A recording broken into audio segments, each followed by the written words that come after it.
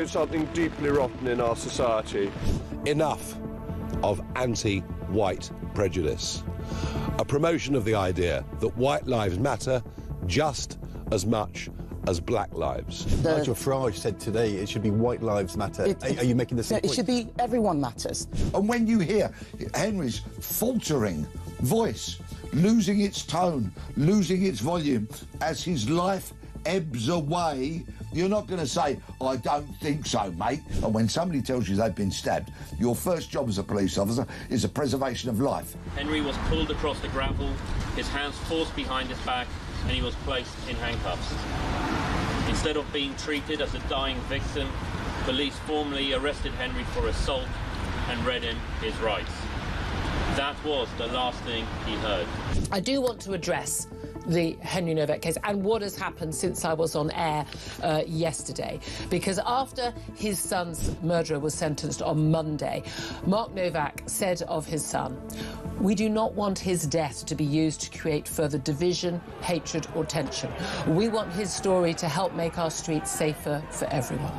Since then, Nigel Farage, the Tories and pretty much everyone else, people like me, we're all being accused of stoking that very division, hatred and tension that Mark Novak talked about. If the public lose trust in being treated fairly by the police, can he take some action, end this divisive practice of two-tier policing and make sure that all British citizens are treated the same?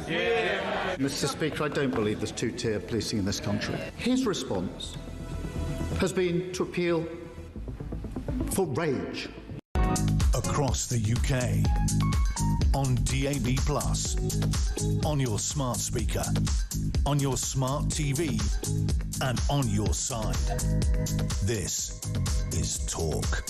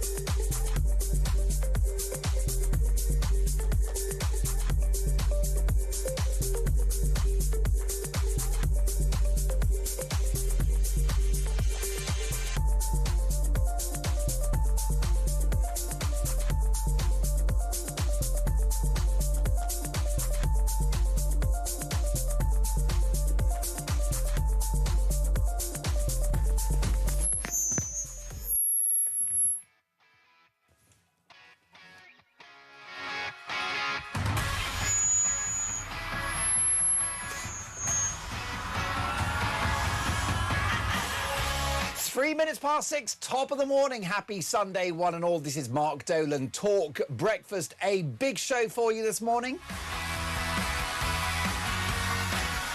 Breaking as we come on air, Keir Starmer will fight a leadership election against Andy Burnham, with the Prime Minister saying, "I'm here to stay."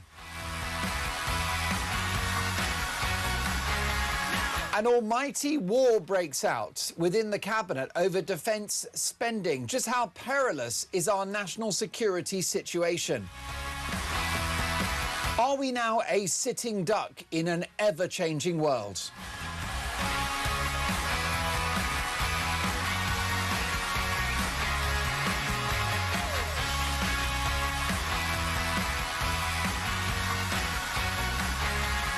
And the controversy around the murder of Henry Novak and the police handling of his arrest as he lay dying continues apace, with public confidence in British policing at an all-time low. And if that wasn't worse enough, you've got very bad news, which is the government may have to go to the International Monetary Fund just to keep the lights on. So we are facing an economic catastrophe to boot. So my question this morning is a very simple one. Can we save Britain? The economy's in trouble. No defence. Public services moving backwards. We've got open borders, a divided society, two-tier policing, two-tier justice, the most expensive energy in the developed world.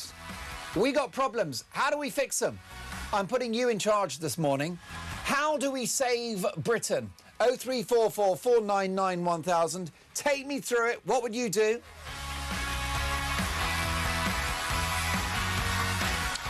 Now you can text the word talk in your message to 87222. You can leave us a voice note as well. Rory is taking your calls this morning. The brilliant George is pressing the buttons. Lovely to have him with us this morning. Phil Dave, the triple threat. Good looks, broadcasting talent and an elite level producer. He's in charge today, and I can't lie, I've never sounded better. He's had an immediate impact. And directing our TV output is the wonderful Luke. So if you want to see the show as well as hear it, all you've got to do is head to YouTube, search up Talk, and you'll be able to watch this televisual product. It's all happening. How do we save Britain? You're in charge. 0344 499 1000. Can we save Britain? Is it too late? Is the damage done? So much to get through. As the saying goes, let's talk. And we'll kick off with the front pages. The Sun on Sunday, Man City exclusive. Pep and the TV star. Close friendship over interviews. Pep Guardiola struck up a close friendship with sports presenter Natalie Pike after she regularly interviewed him for Man City's TV channel. The club's ex-manager, who is 55, and former model Natalie, 43, were pictured together at his farewell bash. A source said they met at work and became friends. Well, that's quite interesting. Is he going to substitute her onto the pitch, metaphorically? Is she going to get the red card? I'm running out of football metaphors. Early bath, maybe? A walk down the tunnel? That's obscene. Can you guys please behave yourselves? That is a bit of gossip in the Sun newspaper. Sunday Times, police tried to intervene in Novak trial. Now, what about this for a story? The police force at the centre of the Henry Novak scandal tried to intervene during his murderer's trial in a highly unusual move. The Hampshire force sought to release a public statement to address what it described as disinformation circling online, while court proceedings were at a critical point against Vikram Digwa. However, the CPS advised the force that such a step could jeopardise the integrity of the case. It's quite clear that the handling of this case, of this scandal by Hampshire police, has been a hot mess. And the reason why is because our police forces have lost their way. Police officers are now, rather than agents of law and order, political activists. That's what they are. They're campaigners. They are mini politicians in a helmet and with a truncheon. They think it's their job to make the world a better place. No, it isn't. It is not the job of the police to make the world a better place. It is the job of the police to make the world a safer place. There's a very big difference. And that's why police officers should never have taken the knee during BLM, because that was a political event, and to take the knee is political activism. Because, of course, if you took the knee back in 2020, then you were saying yes to racist policies such as diversity, equity and inclusion. You were saying yes to racist policies such as two-tier policing and two-tier justice. So in my view, taking the knee was egregiously wrong, because you're signing up to a wicked and deranged ideology. And that's fine as a private citizen if you want to take the knee, like that idiot Keir Starmer and that numpty Angela Rayner, fine. As a private individual, knock yourself out, or a public figure, celebrity, fine. But not as a law enforcement officer. Every single policeman or woman that took the knee in 2020 should have been fired. They should have been fired because what we saw in 2020 with taking the knee at these riots, which is what they were, was political activism. At the very least, suspension and a written warning. So what the police don't seem to understand is that they are not political activists. They're not campaigners. They're not mini politicians with a truncheon in a helmet. They are law enforcement. Stay in your lane! Stay in your lane. You're just a copper. And your job is to apprehend criminals, detain them, and then the criminal justice system locks them up. Stay in your goddamn lane. I'm sorry, folks. I know it's Sunday and it's all jolly and we've got the crumpets on the toaster, but I've had enough. I'm actually furious about what's happened to our police. And I will not demonise the cops themselves because they have a much harder job than I do, than most people do. Because the cops put their uniform in the morning, they place themselves in harm's way, they get shouted at, they get attacked, they get spat at. They face peril on a daily basis, which anyone working in an office or a radio studio or even a factory does not have to worry about or comprehend. So to walk for an inch in their shoes would be like a marathon for any normal person. But the culture of policing, the management, the pathetic leadership, my contempt for the bosses, those at the top of the chain, is unlimited. And they don't place themselves in harm's way. They are bureaucratic, woke pen pushers that have been ideologically captured, and they're in charge. And those are the woke idiots who pay for the rainbow lanyards and the rainbows on the cop cars, like we can afford to paint rainbows onto cop cars. Have you seen the balance sheet of this country? I bring you the news that this government may have to go to the International Monetary Fund and beg for cash just to keep the lights on. We are on the verge of an economic catastrophe, and they're spending thousands painting rainbows on police cars. And this is another egregious, outrageous crime, by the way. No pun intended, we're talking about the police. Not just BLM and taking the knee. Every officer that took the knee should have been suspended. No questions asked. The other aspect is the rainbows and the flags and the LGBT plus Q. It is not the job of the police to be woke and to recognise trans rights and gay rights and heterosexual rights and non-binary and 100 genders and all that nonsense. That is not their job, because the rainbow flag is very partisan, very divisive and very political, because the rainbow flag effectively says there are 100 genders. The rainbow flag effectively sees women as chest feeders and birthing humans. They see being a woman as a personal choice that you make when you wake up in the morning. The rainbow flag represents a double male rapist accommodated in a female prison. That is the ideology it represents, because the rainbow flag says that a man is a woman. And if you disagree, shut up, bigots. That's the problem with the rainbow flag. It's not airy-fairy and cuddly and nice like it used to be when it was Pride. The proof of which is that a gazillion gay people detest Pride now and detest the flag, because they view this ridiculous ideological movement, LGBTQ plus alphabet soup, as being deeply sexist, because it involves destroying women's hard-won sex-based rights. They don't get their own changing rooms anymore. They don't get their own prisons or rape crisis centres. They don't even get their own professional sport, because some bloke with the full meat and two veg decides to win all the medals because he's a man and is therefore stronger and quicker than the women. But it's homophobic too, because it basically says gay people don't exist, because you've now got a bloke in a dress that says he's a lesbian. Make it make sense. And the police, with the rainbow cars the rainbow badges and the rainbow lanyards are celebrating and supporting all of that. That's why the rainbow flag is so divisive, so political, and in my view, contains within it such a wicked and deranged ideology. It's a problem, you know, because a lot of the public, when they see the rainbow flag, that's a, oh, just be nice, live and let live. I don't think so. When you see the rainbow flag, what that means is blokes in a woman's changing room. That's what the rainbow flag is. That's not an opinion.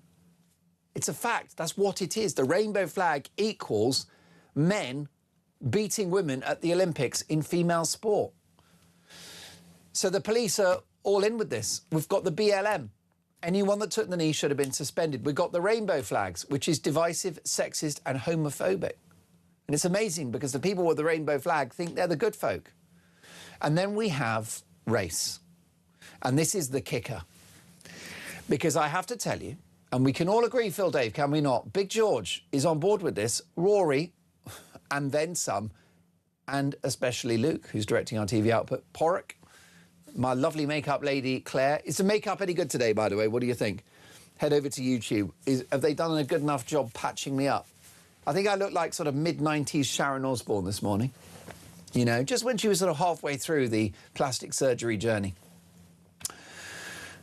Race. We can all agree that racism is the most wicked thing, the greatest stain on humanity, and the reason for so much war, crime, murder, evil behaviour. We all hate racism. But I have to tell you, it is not the job of the police force to tackle racism. It ain't.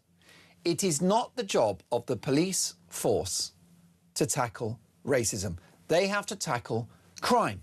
It is the job of society to tackle racism.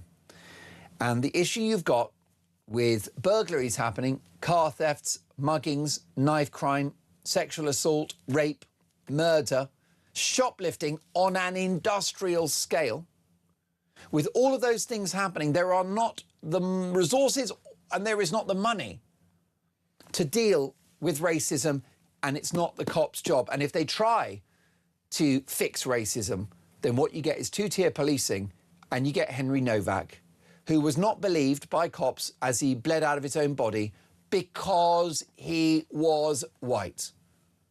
So Farage is correct to invoke skin colour here, because the left have been doing it for 3 decades. And he's right to invoke skin colour because Henry Novak bled out of his own body and was handcuffed because he was white, because a British person of colour lied and they were believed because they were a British person of colour. It's the same reason why the grooming gangs were not investigated or prosecuted.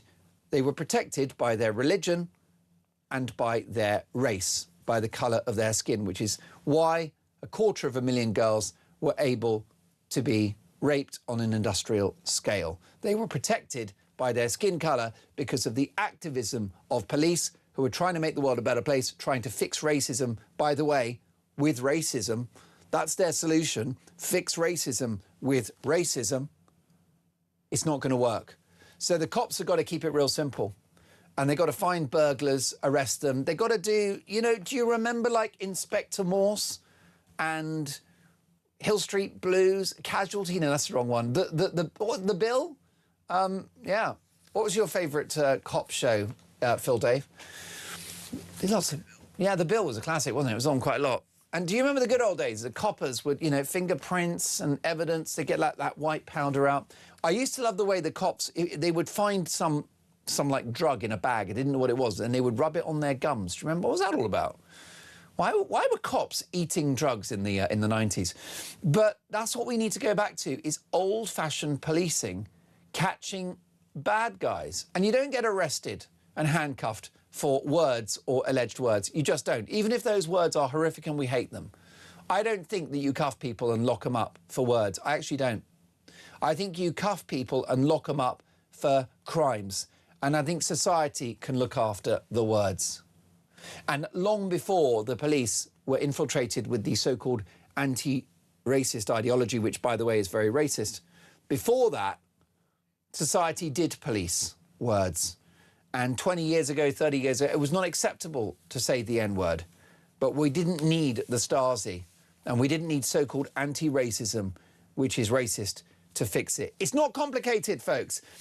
Children are victims of Nigeria's war on terrorism is the other story in the Sunday Times. Sunday Mirror, reform exclusive, nothing to see here. Farage's 700k beach house revamp after £5 million gift. We'll have a look at that story shortly. Sunday Telegraph, FA knew of complaints against West Ham co-chairman Sullivan. And Love and Lace and a race to the races. Congratulations to Peter Phillips, the King's nephew who tied the knot with Harriet Spurling. Second time lucky for Princess Anne's son. The King had a busy morning because he went to the wedding and then he got on a helicopter and he went to the Epsom Derby. Good for him. And last but not least for now, Sunday Telegraph, Labour may need the IMF to rescue the economy. Meanwhile, folks, police forces are spending money putting rainbows on cop cars. Make it make sense. You are listening to and watching Talk Breakfast. How do we save Britain? Can we save Britain? Is it too late? Is the damage done? More front pages and my star guest next.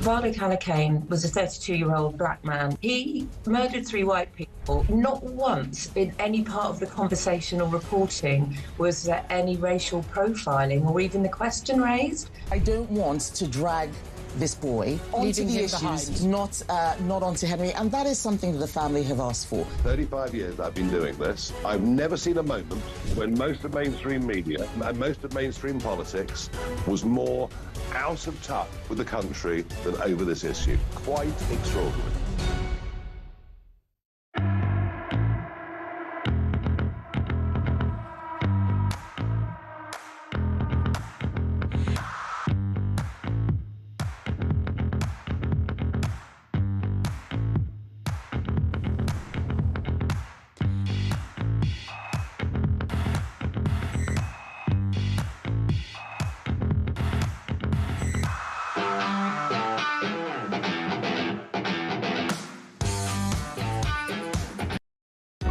Across the UK, on DAB+, on your smart speaker, on your smart TV, and on your side. This is Talk. 6:23, you are listening to Talk Breakfast. Very busy show ahead. Let's have some front pages. The Mail on Sunday. Entire fleet of UK attack subs is unfit for war and stuck in dock. The Observer, The Forgotten War, how Ukraine fought Russia to stand still. The Sunday Express, Labour delays leave Britain weak at time of war. Sunday Telegraph, FA knew of complaints against West Ham co-chairman Sullivan, and Labour may need IMF to rescue the economy. And Scotland Yard accused of woke policies that damage policing. Sunday Mirror, reform exclusive. Nothing to see here. Farage's 700k beach house revamp after £5 million gift. Live in the studio, one of the best political communicators in the country. I'm delighted to welcome Graham Davis. Hello, sir. Good morning. I'm delighted to say that despite my ongoing thuggish appearance, I managed to blag my way past the facial recognition software in your reception area and march my way triumphantly into your studio. Well, the software loved that handsome face of yours. It's fantastic to have you in the studio. And the anger still continues following the murder of Henry Novak and claims of two-tier policing. What about that headline in the Telegraph, Graham? Scotland Yard accused of woke policies that damage policing. It's not complicated, is it? We need the cops to go after burglars, rapists and murderers, shoplifters, scammers, and it's not their job to make the world a better place. No, it isn't. Now, I have to declare something here. I was a criminal barrister for 12 years and 70% of my work was prosecution. So I do have a certain level of insight into what the police are like. And forgive me for being so blunt, the problem isn't the issue of racism or reverse racism or attempts to fight it. There is a cultural problem with the police. They are too easy to jump to assumptions. They are not good at communicating under pressure at the scene of a crime, an alleged crime. And I'm afraid whether you're white, whether you're black, whether you're brown, you're at equal danger of being treated badly by them. Well, it's a real worry, and what you therefore have with a case like Henry Novak, who bled out of his body as he died and was handcuffed, you see a collapse in public confidence in the police, and the police have to have public confidence, otherwise they cannot do their job.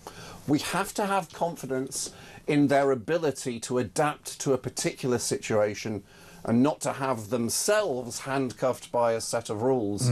I mean, the thing that sticks in my mind more than anything else was the words of poor Henry Novak when he said, "I can't breathe." And the reason he couldn't breathe was because his lungs were filling with blood. Yeah, I mean, that's exactly right. And clearly, we do not want to politicise this. We don't want to whip up division. But I disagree with the Prime Minister that we shouldn't talk about this, that we shouldn't be angry, and that this shouldn't be a moment for change. There does have to be talk about this. This is one of the marvellous distinctions we have from being Russia or Iran.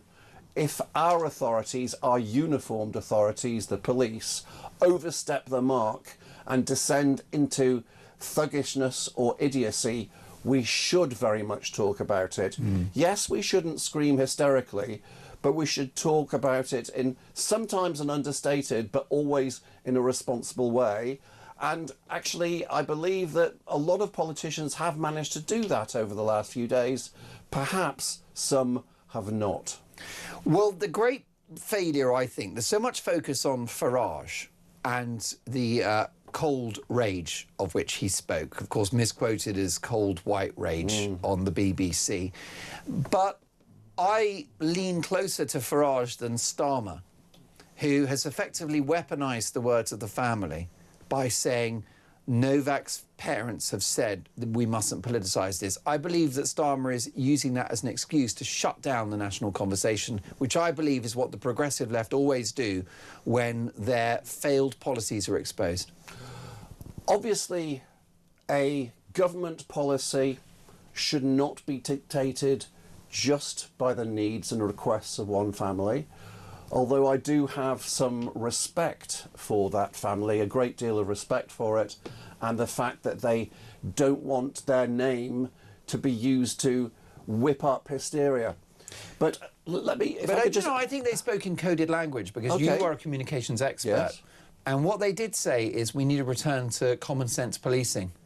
And that contained within it a very bold political message, which was a reference subtly to two-tier policing, which is what effectively saw their son treated so badly. Well, common sense policing to me means policing with decent communication, so that when we hear them talk, we can understand them and believe them, but also that they can hear us when we're saying things like, "I can't breathe." Right. And so, you see, in the war for communication, the war for persuasion, the only weapon that politicians or the rest of us have are words. And all words matter.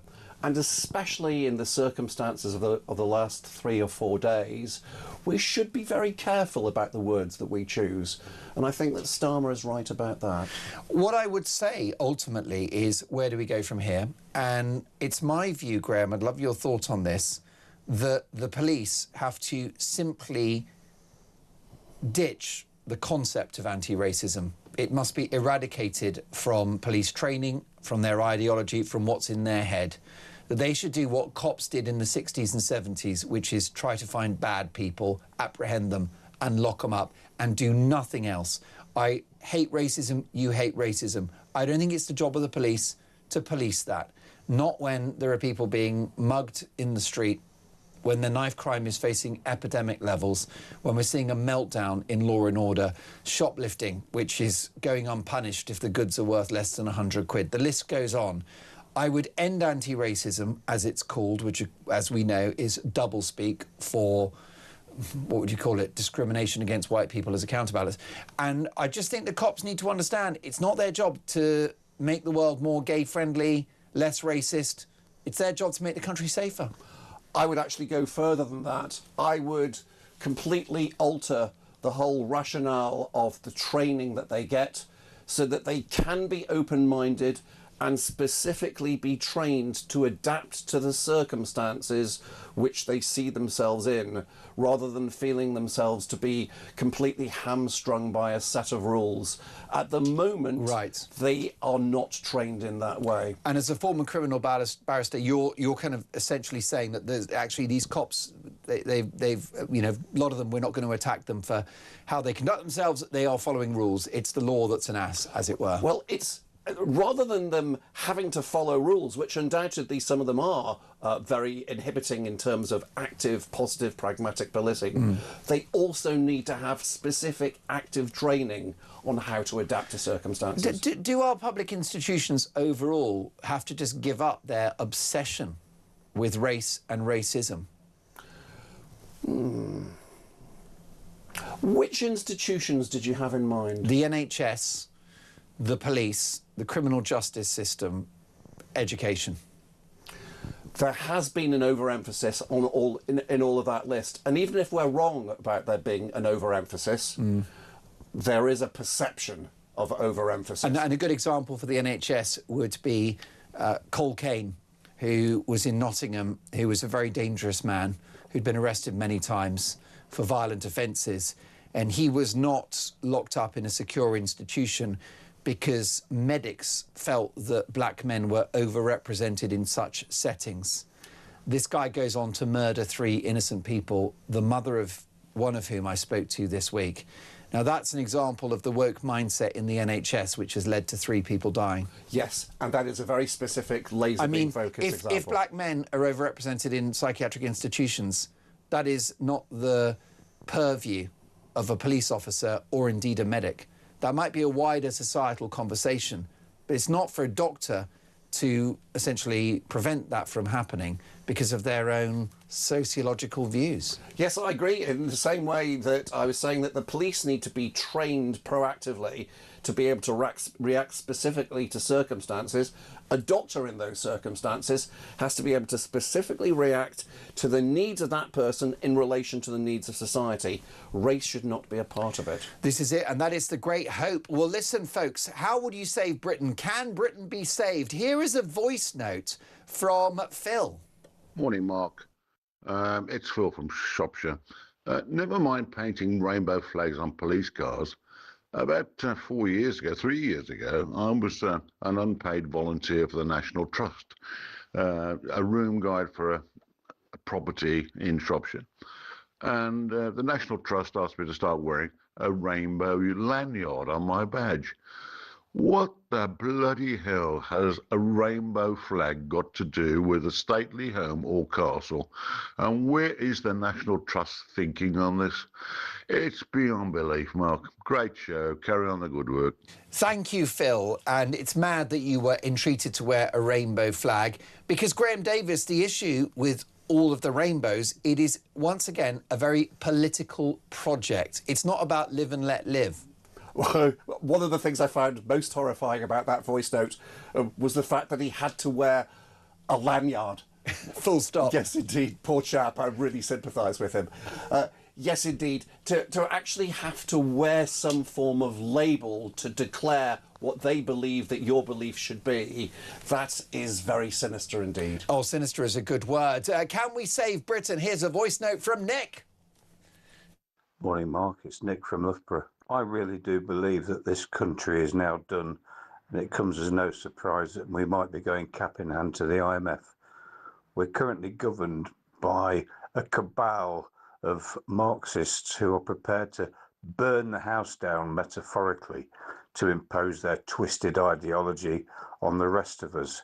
And let's face it, none of them, not one of them, will ever be affected adversely financially by the consequences of the policies that they expect to enforce upon the rest of us, because they're all millionaires and all they're concerned about is leaving an ideology and ticking the right boxes for their CV for the next job with the NGOs and the big institutions. Mark, have a good weekend. Nick, thank you for a very considered voice note. I agree with every syllable. I'm putting you in charge this morning. How would you save Britain? 0344 499 1000, immigration, policing, energy supply, the economy. How would you save? Can we save Britain? Is the damage done? 0344 499 1000. This is Talk Breakfast.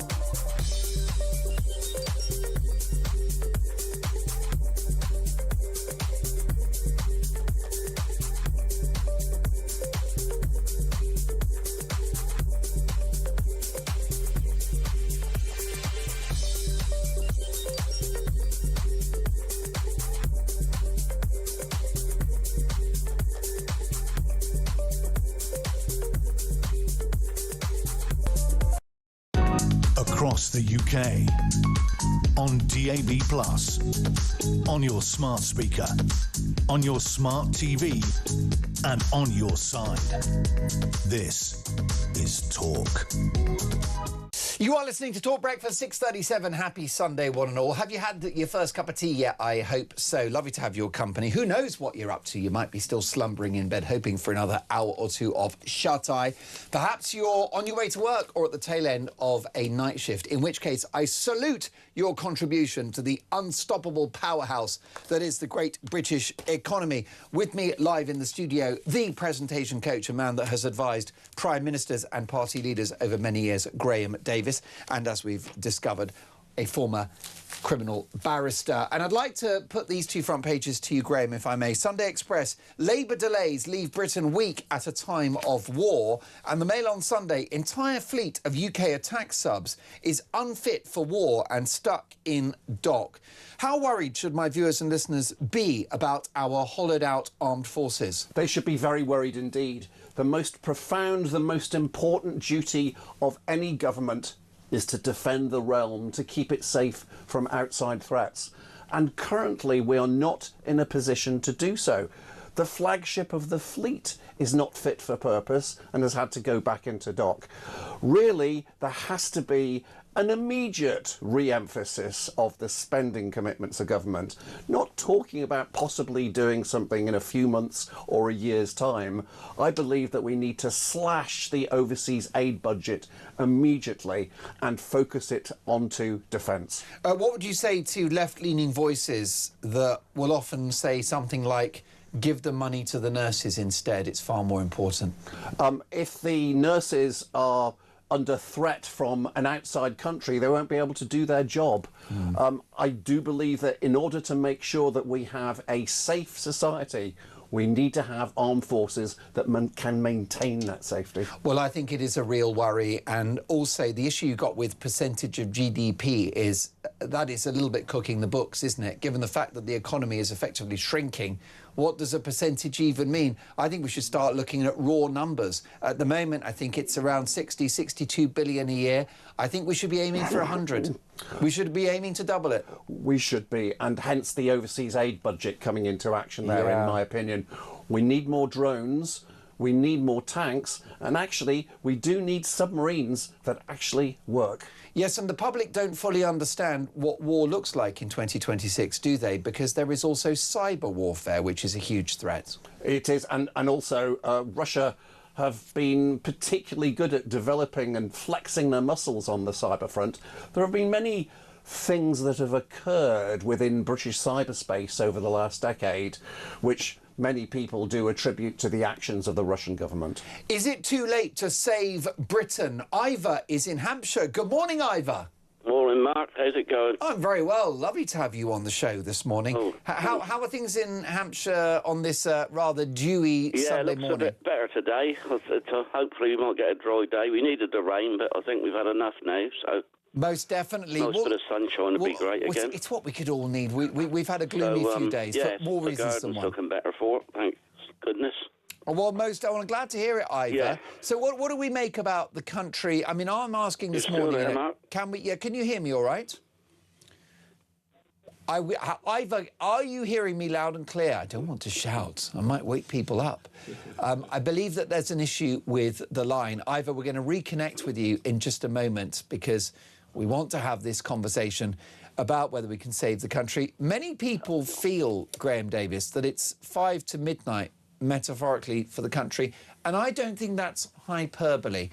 We have the highest energy prices in the developed world, the highest youth unemployment, non-existent growth. Inflation is expected to come back with a vengeance later this year to potentially 6%. There are headlines about how the government may need to go to the IMF by the end of the decade just to keep the lights on.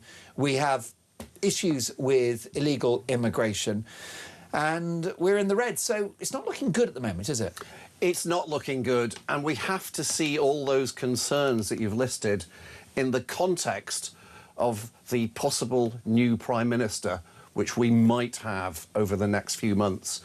Over the last few days of the Makerfield campaign, Andy Burnham has been exposed as essentially a pound shop populist. He was interviewed at great length on the BBC a few days ago. He showed himself to be as lightweight as a packet of helium balloons, and he clearly thought that a fiscal rule was something that you use to measure a piece of plywood. And the awful thing is, in the context of those horrors that you listed, that actually... I can tell you this. I, first of all, will not be running for Prime Minister in the near future. If only. And if I did, I promise I will announce it first on your show live.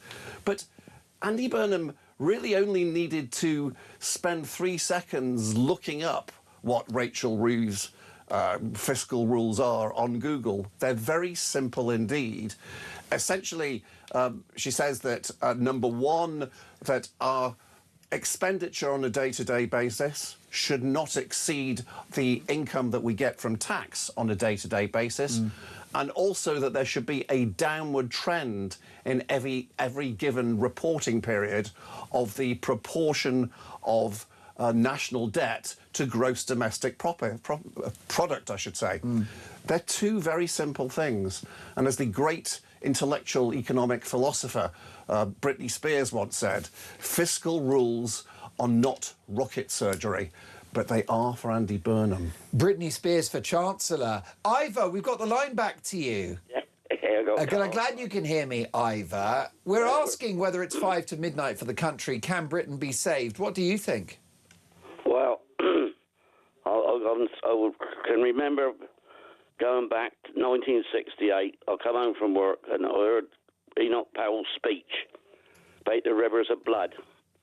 And he said if we didn't stop, this is nearly 60 years ago, and he said then, if we didn't stop this mass migration, the character of the country will be changed forever.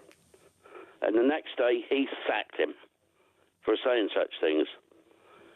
And the eighth was another drip. And Enoch Powell's also dead against going in the EU. And Heath wanted to go into it. He was adamant to get into it. And that was the start of the rot. So your argument, Ivor, is that Enoch Powell's been proven right? Oh, yeah, definitely. It's come true. It's come true. And then of course, Blair ramped it right up by making it even worse. And it's just gone downhill ever since. And we're in a right mess now. And I mean, this government, it's just about, it's just rock bottom, Mark. Never known anything as bad as this. And if they're going to go begging for more money, well, I don't think it'll be long before we have a general election, because before long they're going to say no more money. There's no way of you paying it back. Ivor, I think you're absolutely right about that, and thank you so much for your call. Graham, a lot to unpick there. Enoch Powell's famous Rivers of Blood speech was very controversial. It ended his political career, but there are elements to which he's been proven right, aren't there? Let me give you one cold fact from that speech. He expressed his horror that there could, at some stage in Britain's future, be a number of 50,000 people that would actually come into this country of immigrants in just 1 year. Now, 50,000 is a number that all politicians of all parties could only dream of achieving. And so not only was Enoch Powell prophetic, he was actually understating the issue. Most definitely, and we've seen the changes that people feel they did not vote for. And look, I don't want to indulge in hyperbole, and I don't want to fearmonger either, Graham, but I just feel that every key metric for the country is negative at the moment, whether it's our military strength, whether it's our growth, the debt, the cost of energy, border control, law and order. You know, I cannot find a good news story around the UK as a brand at the moment. That is possibly true. However, let's say we were having this conversation in a radio studio in Berlin or Paris or Amsterdam, we may well be saying the same story to your viewers and listeners. I actually think that, of course, all politics is about comparison. Admittedly, we are paying more for our debt than any other country in the G7 is, but it's all relative. I think the malaise is worldwide, or at least Western worldwide for the moment. I think that's exactly right, and the Germans are being buffered by their deep pockets because they have a lower debt to GDP ratio than we do, about 60%, compared to our, 98%? 98 plus 99.99999. But they have also had no growth in 3 years and are on a downward trajectory. It's a big problem. Folks, what do you think? Can we save Britain? If so, how would you do it? 0344 499 1000. More front pages next.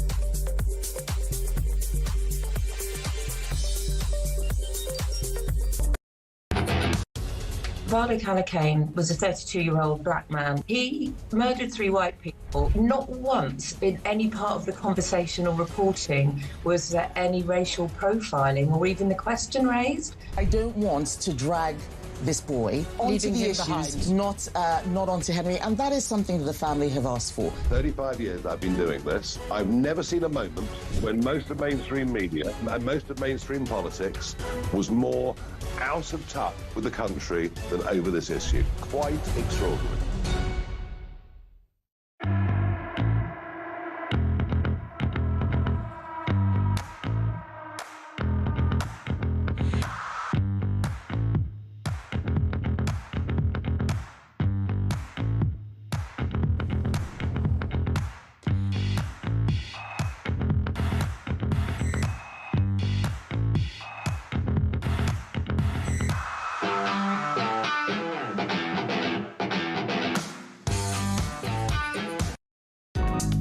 across the UK. On DAB+, on your smart speaker, on your smart TV, and on your side. This is Talk. The Brexit betrayal continues apace, with the Prime Minister considering ever closer ties with the European Union. If Andy Burnham becomes Prime Minister, he might seek for the UK to rejoin with some second referendum, or almost certainly a manifesto commitment at the next election.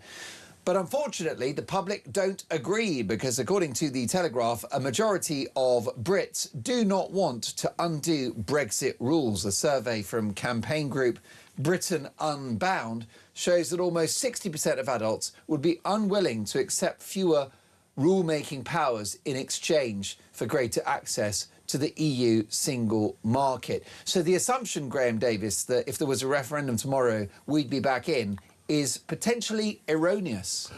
The real issue, I believe, is the attitude of our leader, the Prime Minister, Keir Starmer, because he lets his mask slip now and again, and becomes almost like King Lear ranting in the wilderness about ways in which we can go back much closer to Europe, and thus essentially betraying the result of the biggest democratic vote that this country has ever seen.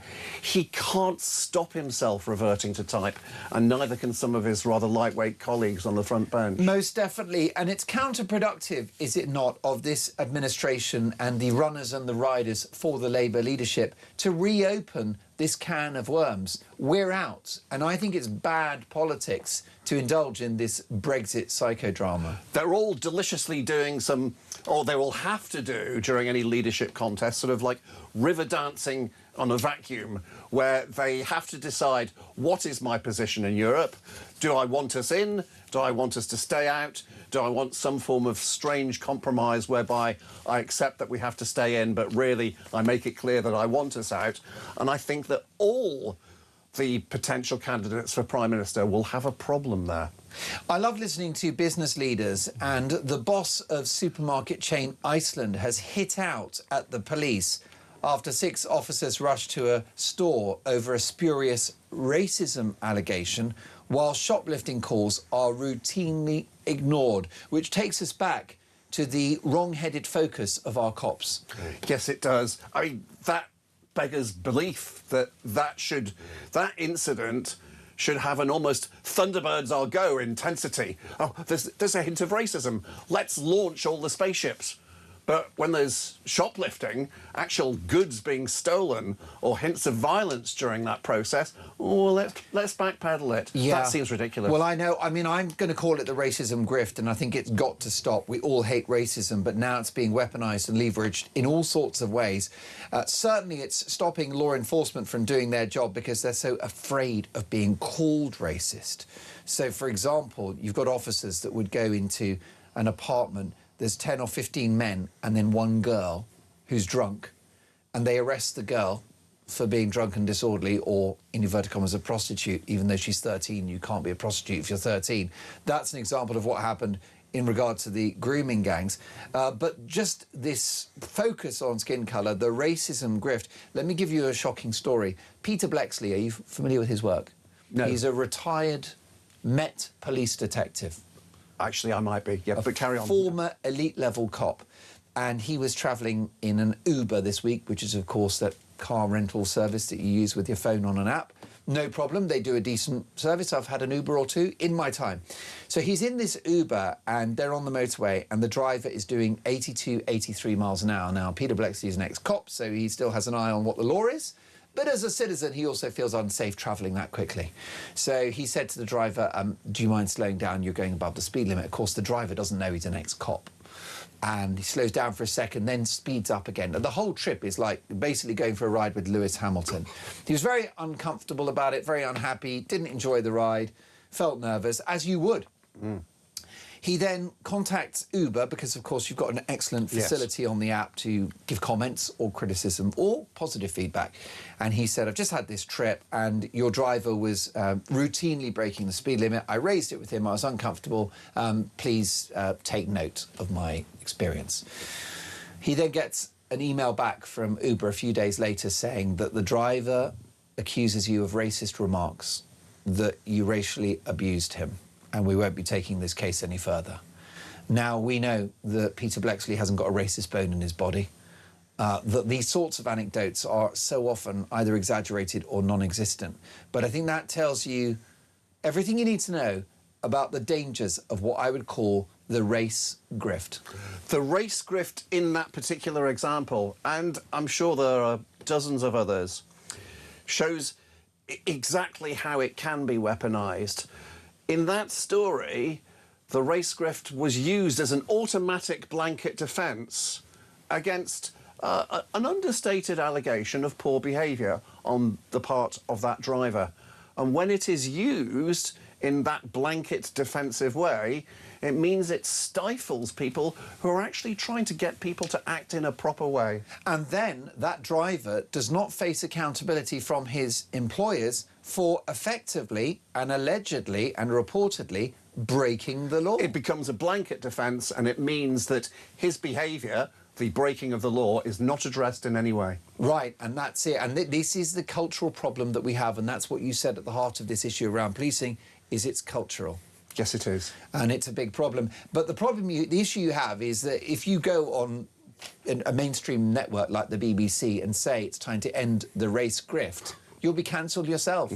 This is such a difficult national conversation to have. Everyone's terrified because these conversations can be career-ending, Graham. They can be. And here we go back to something I also said a few minutes ago. Words can be weaponised. All words matter. And I do accept that we do, even if we're lucky enough ever to be invited to be a guest on the BBC, we have to be very careful about the words that we choose on this issue. Yes, well, I think you're absolutely right. Very, very wise words indeed. What about this, though? Poor old Prince Harry. Do you feel sorry for him? Because Harry did not go to the royal event of the year. And the bottom line is that he's been completely disowned by his family, hasn't he? This is the wedding of Princess Anne's son, Peter Phillips, and everyone was there. The King, Prince William, no Harry. I think that before his marriage, the British population didn't just like Harry, they rather loved him. He was the rumbustious, slightly edgy, slightly inappropriate member of the royal family that everybody loved in the sense that he didn't take himself too seriously, didn't take the rest of the royal family too seriously. Unfortunately, when his life took a particular turn, and he became emotionally entangled with his current wife, suddenly his personality seemed to change. And that love has disappeared. Most definitely. And these weddings, it really tells you where you are within the family structure, doesn't it? Well, it's always true, isn't it? Don't you think that I've had a couple of situations over the years where I was invited to wedding number one of friends of mine from university. And then, of course, I'm not criticising them. Life moves on, you move away, you're in different towns, and suddenly you realise that marriage number one is over, and you're aware that there's a wedding number two. And you're not invited to wedding number two, and you think, what, have I been knifed? But that's just the way often life is. It is, exactly, and there's nowhere to hide. Poor old Prince Harry. Well, we're discussing that later with a top royal journalist. Folks, our question to you this morning is a simple one. Can we save Britain? If so, how do we do it? I'm putting you in charge. Sort out energy supply, sort out policing, sort out border control, sort out the economy. Let me know your thoughts. 0344 499 1000. We've got lots to get through. Andy Burnham, by the way, is he the answer for Britain? Because it's very likely that if he wins the Makerfield by-election, I'm going to do the candidates in a minute, that he will become our Prime Minister. Starmer says that he's doubling down, that he's not leaving, that he's up for the fight. Which of the two men is the lesser of two evils for this country? Because Labour government ain't going anywhere, because turkeys don't vote for Christmas. So much more to get through. This is Talk Breakfast.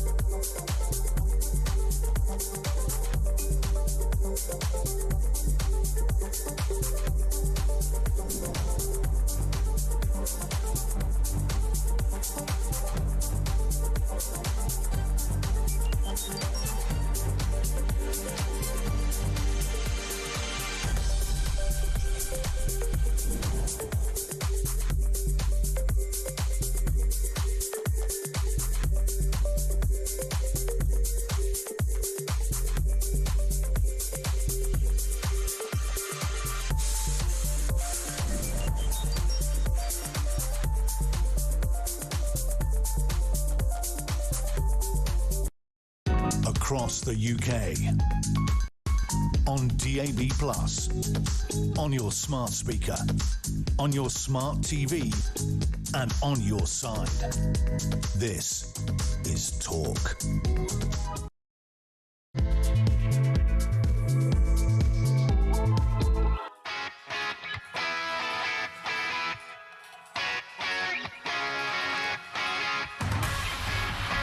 Three minutes past 7. Top of the morning, one and all. Happy Sunday, welcome to Talk Breakfast. Mark Dolan with you for a very big 3 hours, and it's war. Keir Starmer will fight a leadership election against Andy Burnham, with the PM saying, I am here to stay. Which of those two men would you most like to see in number 10? Meanwhile, are we heading for an economic crash as it's revealed that this Labour government may have to go to the International Monetary Fund just to keep the lights on? Meanwhile, an almighty row breaks out at the top of government over defence spending, as it's revealed in the Mail on Sunday that our entire fleet of UK attack subs is unfit for war and stuck in dock. So we have open borders, we have illegal immigration, we've got the highest energy prices in the developed world, we've got youth unemployment, the highest in Europe, we've got non-existent growth, the return of inflation. We've got disorder on the streets, two-tier policing, two-tier justice, and an economy on the brink. So my question to you this morning is a simple one. Can we save Britain? Can it be done? Can we save Britain? 0344 499 1000. If so, how would you do it? I'm putting you in charge this morning. How would you save Britain? How would you sort out immigration, energy? Would you drill, baby, drill? How would you fix two-tier policing? I'll be outlining my template in Dolan's Dispatch at 9 a.m, but I want to hear your thoughts. How would you save Britain? 0344 499 1000 is my phone number. Rory is taking your calls this morning in a very elegant silk shirt which says Sardinia on the back. Very, very smart, very Mediterranean. It might not be pure silk. I wouldn't smoke near it. Meanwhile, George is our lead engineer this morning. I've never sounded better. Listen to those levels. Directing our TV output, we have the wonderful Luke. You can hear us on the radio, DAB+, in-app and online. The DNA of the Talk brand is in radio, but now this is a TV show as well. So if you want to see me, and if you want to see my amazing guests and watch Dolan's Dispatch, head to YouTube, search up Talk, and up we pop. At the helm this morning, the Don, the boss, the Godfather, the spiritual leader of the entire Talk brand, no less. Philip, Lawrence, Wilberforce, Dave. So it's all happening, folks. How would you save Britain? What do we do? Is it time? Is the damage done? Can we save Britain? 0344 499 1000. I've saved the breakfast show, but can we save the country? As the saying goes, let's talk. So much to get through, folks. Let's kick off, if we can, with the candidate list for the Makerfield by-election, which we're going to discuss in just one moment. Jake Austin, Liberal Democrats, Count Binface Party, Andy Burnham, Labour, Dan Clark, Libertarian, John Dyer, Independent, Ed Gemmell, Climate, Paul Gould, Independent, Howling Loud, Hope, Official, Monster Raving, Looney Party, Robert Kenyon, Reform, Robert Pownell, Independent, Rebecca Shepherd, Restore Britain, Sarah Wakefield, Greens, Peter Ward, Rejoin EU, Michael Winstanley, Conservatives. I think I've got the hang of that. My goodness, surely that's a record. Quicker even than Jeremy Vine. Let's get the views now of the big political stories of the day from two very good friends of mine. Graham Davis, the presentation coach, a man that has advised prime ministers and party leaders for many years and down the line.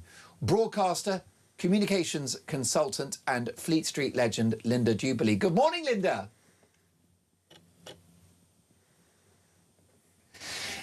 Now, Linda, it's war. the Prime Minister is very clear that if Andy Burnham wins the Makerfield by-election and makes a bid for the premiership, Starmer will fight, and he will fight to win.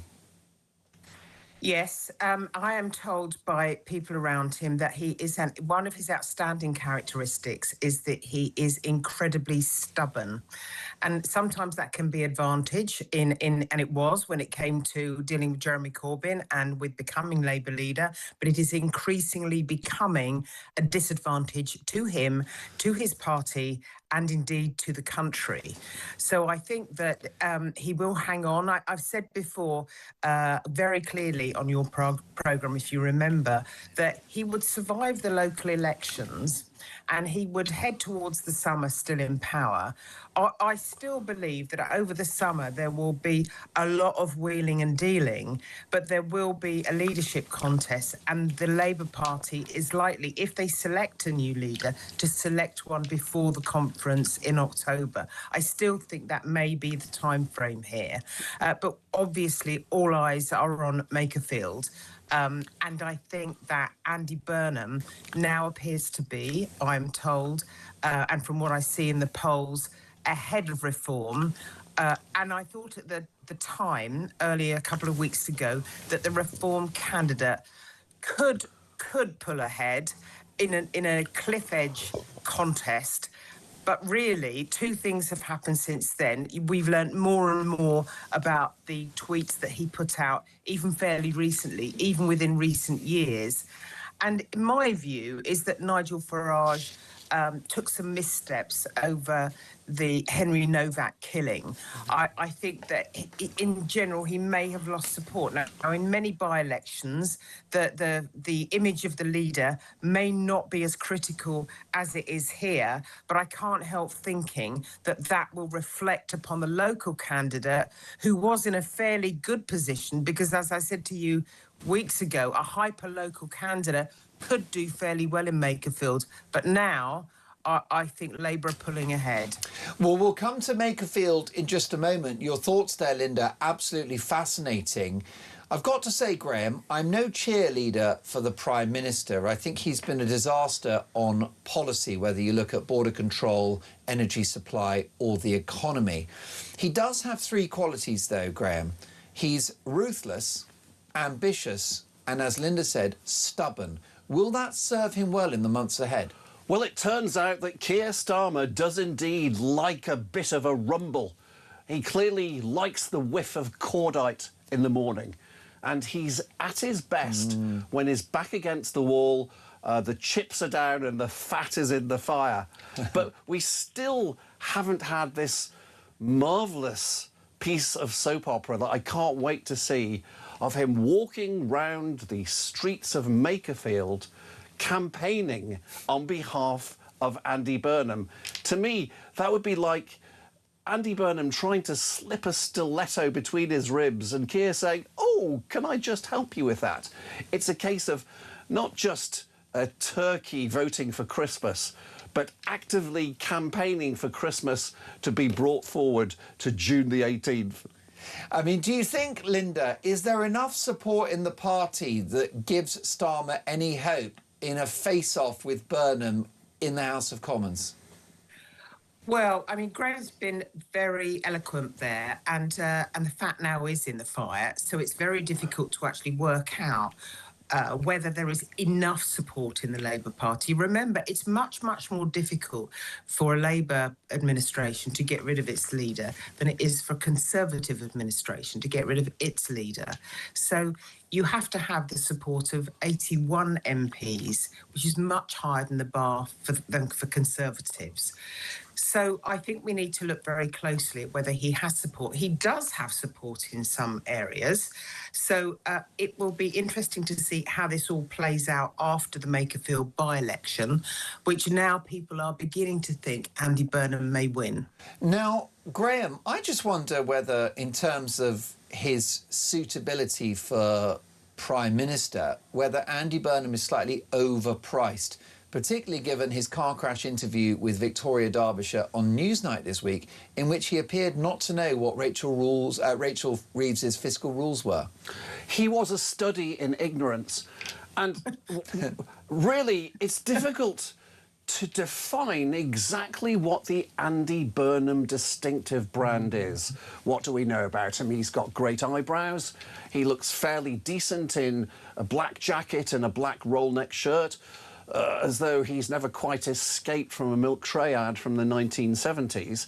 But it's hard to define where he really stands politically in a way that attracts voters both within the Labour Party and in the country to him.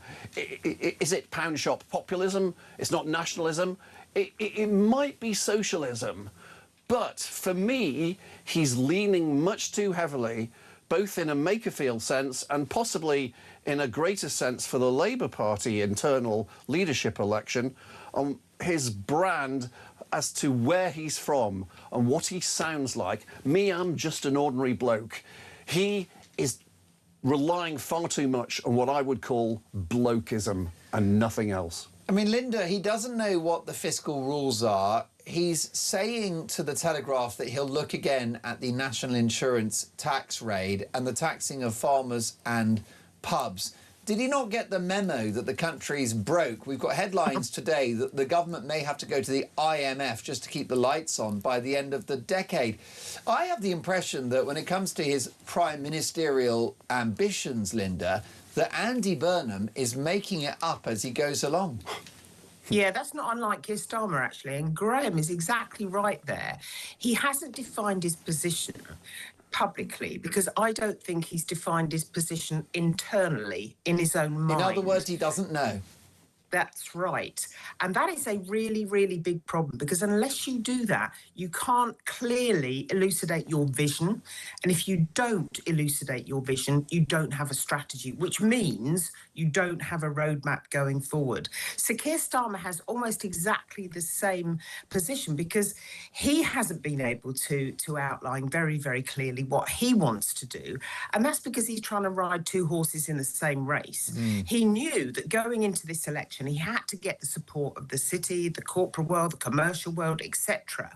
But once he was in power, he then sought and failed to get the support of his backbenchers. It's very, very difficult because in a sense, you're looking at a Labour Party which may not fit the modern era.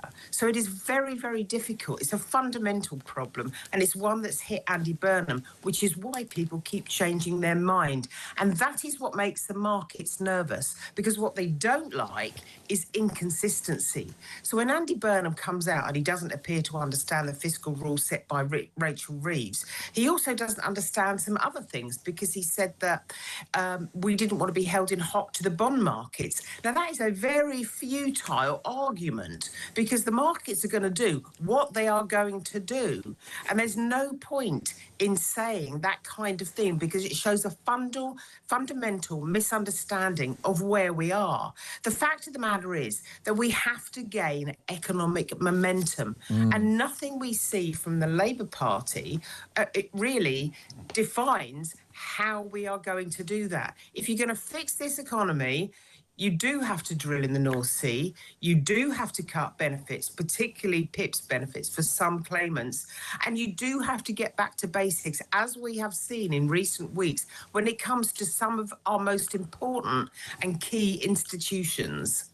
And Andy Burnham, in that car crash interview, Graham, on Newsnight, also said that he would try to stick to the manifesto, which is very confusing because then you're not the change candidate. Why bother with a new Prime Minister? It was very confusing. He has never really been able to answer the question or even attempt to answer the question, why do we need a change and what should that change really be? Linda has defined very precisely the innate weaknesses within the higher reaches of the Labour Party.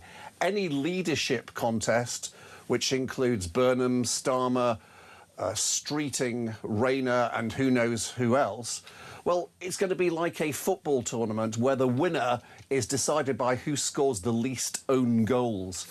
You see, politics, the political Game of Thrones, is a constant game of comparisons. We, as ordinary people, are constantly comparing the political parties, the policies of political parties, and the personalities of political parties. But now, when we see the weaknesses of the other 3 or 4 contenders, as opposed to the Prime Minister for the crown, we see that in comparison to them, Keir Starmer is starting to look like an Olympian god. Most definitely. And what do you think about this Makerfield by-election, Graham? Because it's my impression that it's not going that well for Reform UK. And I wonder whether, although Robert Kenyon is a very fine and decent man, whether he's proven to be not the right candidate. Well, in a broadcasting first, I am now going to eat a magnificent amount of humble pie. Because 3 weeks ago, I came onto your programme and declared that Reform were not only going to throw the kitchen sink at this by-election, but also the air fryer, the microwave and the dishwasher as well. Well, my understanding is that they haven't really done that.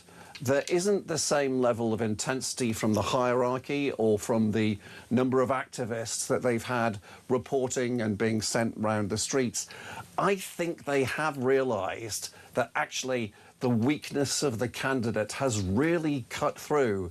He comes across as a reasonably decent chap who has said some really poor things on social media in the past, and that's the way things are in the 21st century. You can't just ignore the past anymore as a political candidate.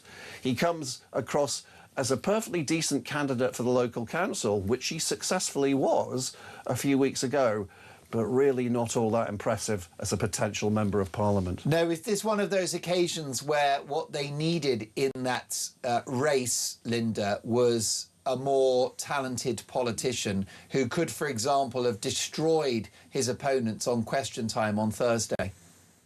Oh, yeah. I mean, putting someone without little experience, and Graham would know this, and I've done a fair amount of media training as well, putting someone with very little experience into the Newsnight arena is a really bad idea.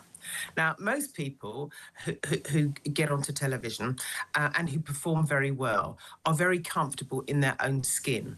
That is a primary prerequisite for how to resonate and engage with the viewer and the listener. And but you don't just do that.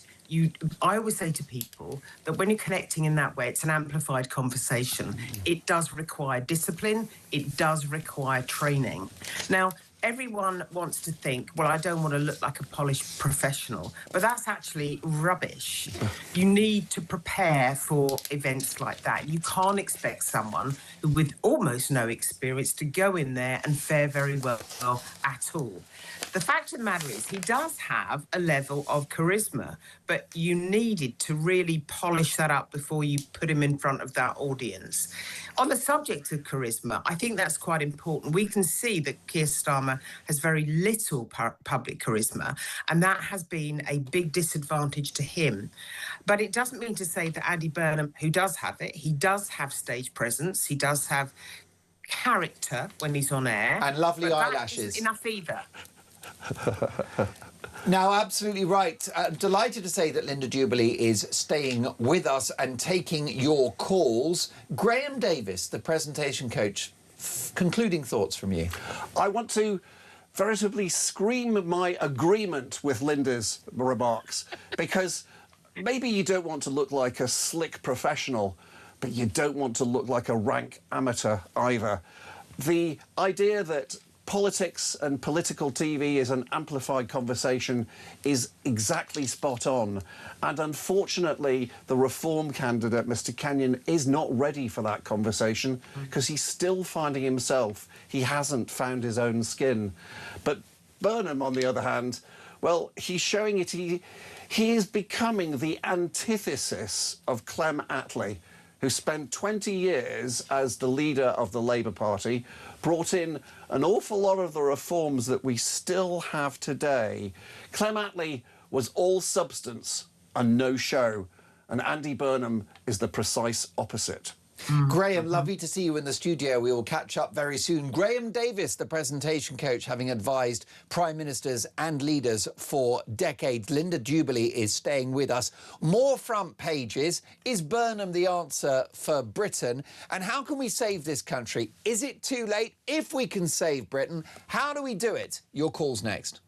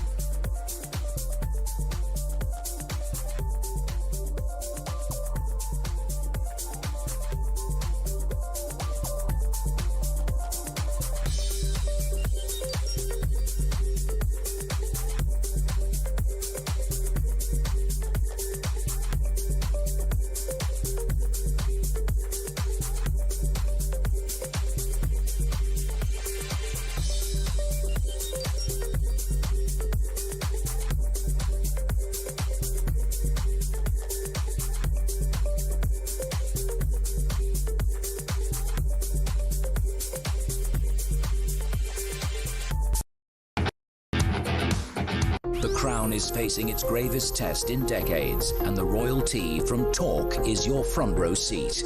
With royal reputations under pressure and probing questions about public trust, we unpack every twist and revelation with the biggest names in the business. From the throne room at Buckingham Palace to a mansion in Montecito, we follow every royal ripple.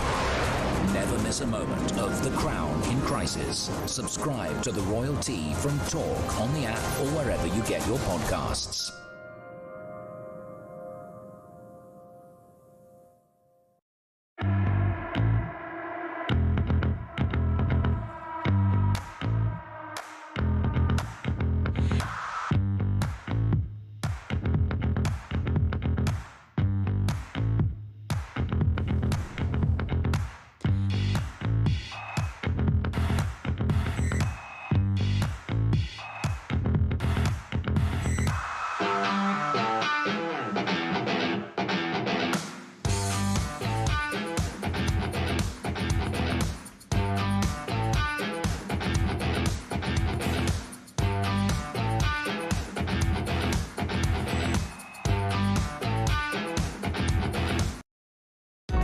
Across the UK, on DAB+, on your smart speaker, on your smart TV, and on your side. This is Talk.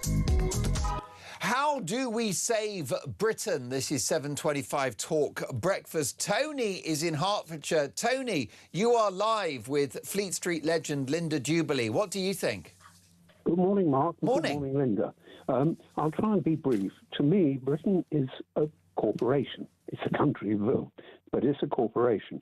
And right now, it's being run not on a business plan, but on an ideological plan. And there is a huge difference. By all means, have all the ideologies you want once you can fund it. The problem started with Blair and his cronies, where quangos were brought in so governments could say, nothing to do with me, pal. Not my fault. And if things went well, they could say they did. So the quangos should go. The second thing is that all of the ministries should be run by people who know what they're doing. In business, you don't take someone who's done well in computing and say, go and run the canteen because you're a lovely person. And you kind of know the rules.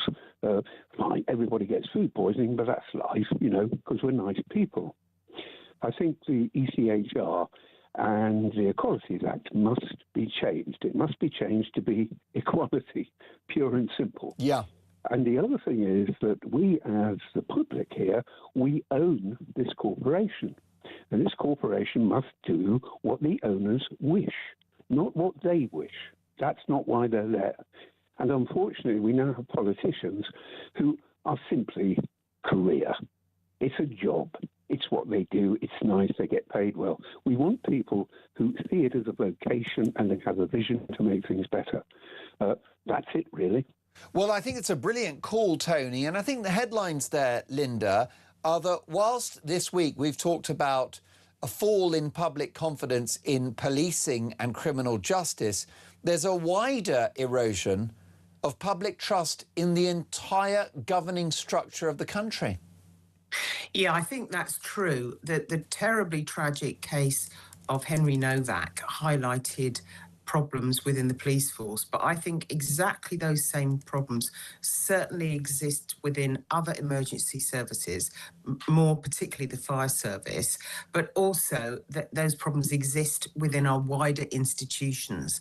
And it is that sense of not being able to trust things that we should be able to trust that has eroded the public's faith. I must say that Tony's call was really brilliant and actually led to a kind of strand of thought from me that you should have a business plan, but you have to remember a business plan is made out of two components. There's the figures underlying your financial trajectory, but there is also the narrative that underpins those figures. There are two parts to this. And actually, I don't think Labour has got either part correct. It doesn't understand the narratives and it hasn't underpinned the whole thing successfully with the financial plan. And that's what really troubles me. And the other thing that Tony said, the great thing was he believed that in this sense, that MPs here had not put the public's interest first. And I think that's because deep down, the Labour Party here has an ideology which really doesn't suit the times, and that is fundamentally important, and it has affected the way people think of the Labour Party in the city and in the corporate world. And those things are very important when it comes to pulling a country out of the financial doldrums, which is where we are right now. Well, absolutely, Linda. And there is a picture emerging that the public no longer trust those who govern us. It could be the entire political class. I think this goes beyond just Labour. I think you're looking at the last couple of decades, perhaps. Brexit may have been a symptom of that, public discontent with our politics. And therefore, people want change. And I don't blame them, Linda, because let's look at the economy. We entrust the government to run the finances. We pay our taxes, we give them the money, and they should run things very smoothly and efficiently. Well, we've got headlines in the Telegraph today that the government may have to go to the International Monetary Fund just to keep the lights on by the end of the decade. We've got the Sunday Express and the Mail on Sunday talking about our hollowed out military. Mail on Sunday, entire fleet of UK attack subs is unfit for war and stuck in dock. We've got no growth. We've got the return of inflation and unemployment. The cost of government debt is higher now than for Greece, who were bankrupt in 2009. We've got a thousand people sometimes daily entering the country illegally. We've got all these problems, and it just feels that government isn't working anymore. Yeah, it's a really big problem, actually. So let me take a specific point there, is that we might have to go to the IMF to get us out of trouble, because I think our debt might be something like £3 trillion in September, which is horrifying to people. Yeah. But also, I'm old enough, sadly, to remember the last time we were in this position with the 3-day week, with power cuts, with coming home and doing my homework by candlelight, things that my kids wouldn't actually believe we had to go through because we were in such a perilous position. And we are heading into those waters right now. So specifically, we have to deal with that. But I think you're right to highlight the point about change. What the public want is change. That's why they voted for this country, for this political party. I don't think they obviously voted for the Labour Party because they were, millions of Labour stalwarts out of there. What they wanted was change. So I think unless a party gives them faith that there will be change, they will bin them as soon as they can. Now, what I want to say is this is a two-way street. So politicians want to deliver change, but the public has to bear with them sometimes for long enough so that they can bring that change in.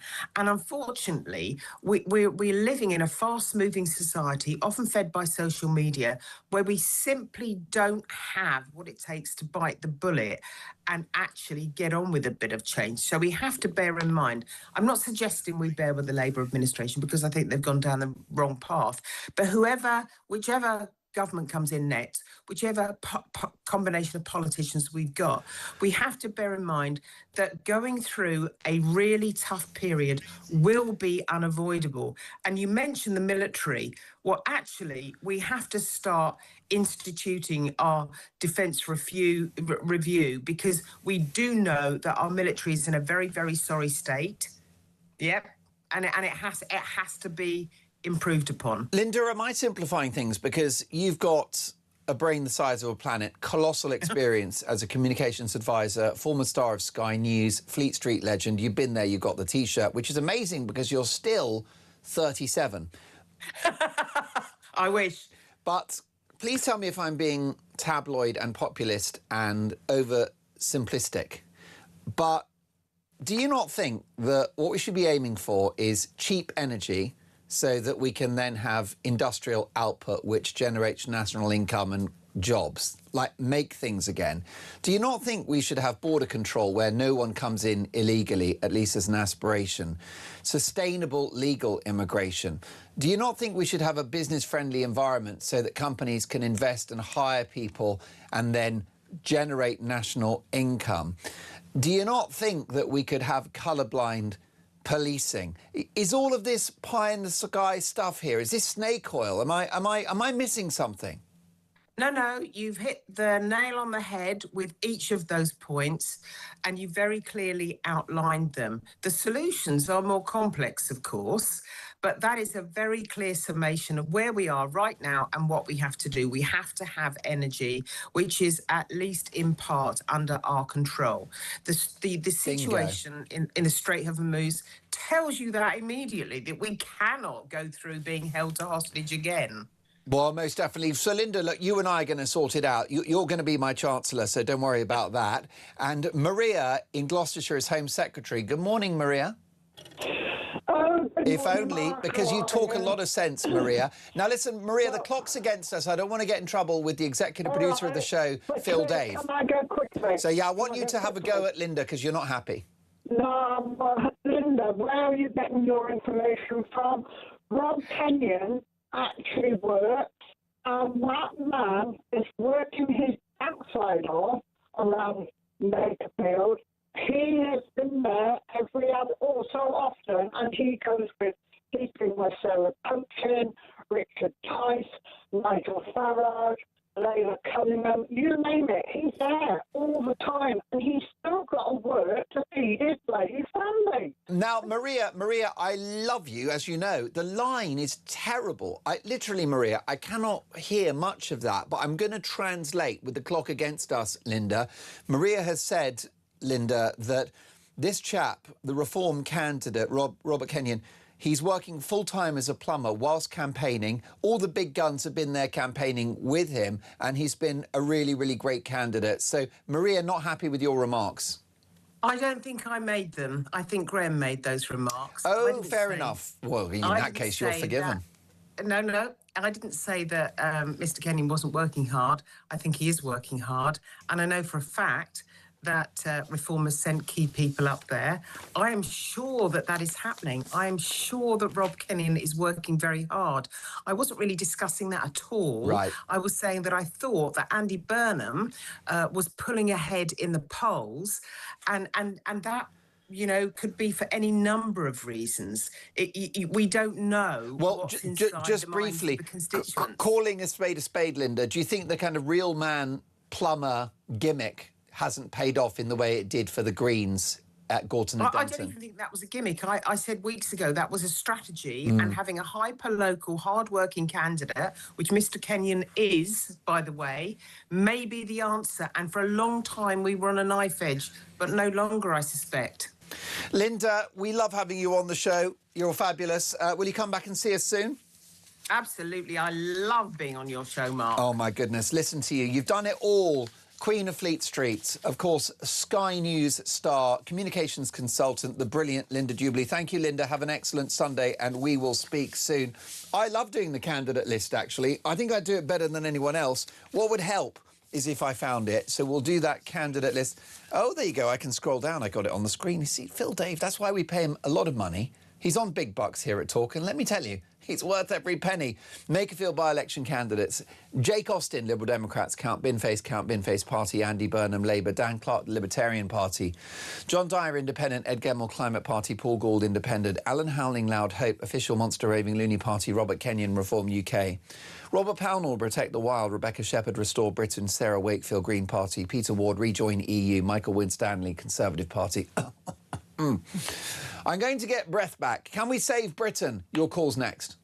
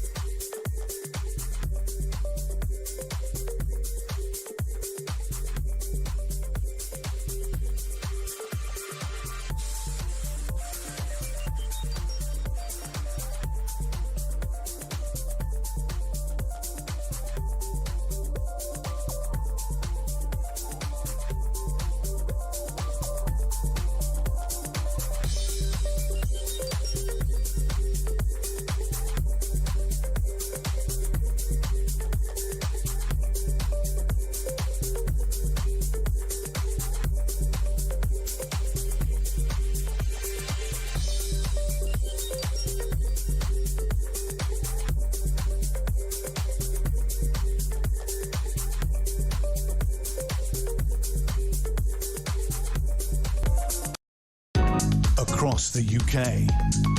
On DAB+, on your smart speaker, on your smart TV, and on your side.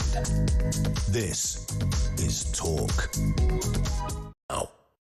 You are listening to Talk Breakfast, and we need to talk about this by-election in Makerfield, because the polls would suggest now that Andy Burnham is a shoo-in to return to the House of Commons and therefore have a bid for the role of Prime Minister. Tony's in West Sussex. Good morning, Tony.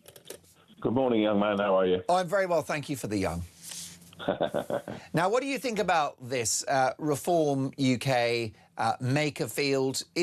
Are they in it to win?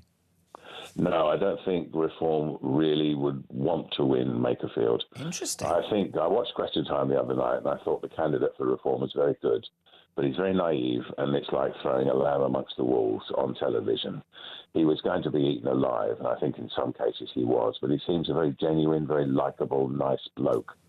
But I don't think Reform want to win Makerfield. I think they'd rather Burnham won it, became Prime Minister, further lurched the country to the left. The IMF come in and say, enough's enough, you can't do this, you're going to go bankrupt. And for us to lend you more money, you're going to have to change your policies, which I think will cause a general election. And I think at that point, Reform will come forward and say, right, here we are, we will be your saviours, because Labour have proved that they just can't do it. And we know the Tories can't because they had 14 years. So the only alternative you've got left is us. So I'm not too sure that they want to win Makerfield. I think they'd like to, it'd be a bonus, but I don't think they're busting a gut to do it. And if they lose, I think it plays into their playbook.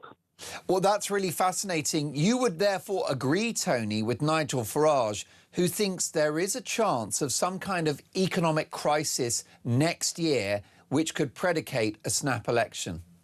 Well, I don't understand why, when Liz Truss was in power, her interest rates on borrowing were lower than they are now. Correct. And yet we're being allowed to carry on like everything's hunky-dory. And poor old Liz Truss was a lettuce, and she was abused and condemned by everyone. Meanwhile, the Prime Minister and Rachel Reeves are impervious to criticism, it seems. Well, we know Labour's view, don't we? Labour's view, according to Pat McFadden, is every MP asks him, how can we spend more money on double welfare benefits by taxing people, to pay more tax? So we know their theory. And that won't work long term because we will go bankrupt. But people will wake up one Friday morning and say, where's my pension? Where are my benefits in my bank account? Oh, my God, they're not there. Why aren't they there? Because we ain't got any more money left. That's why. Tony, can we save Britain? Oh, dear. Yes, because we have fought for 500 years all sorts of other countries. And when the chips were down, we came through and we won Second World War, First World War, the Spanish, the Armada, the whole thing over centuries. Yes, we can, but I think we've been impregnated by too many other types of people with different beliefs, different religions, different attitudes. And I think we're going to struggle. I really do, because the older generation are the ones who can do this, and the older generation are dying off. And the kids coming through the middle, I don't think they understand. And the younger generation don't know the country that we once had, that you and I do, Tony. Correct. This is the problem. And they're not teaching it in schools, that's for sure. They're not teaching the history. They want to take Winston Churchill off the banknotes. I mean, for God's sake, what, and put a fox there? I mean, do me a favour.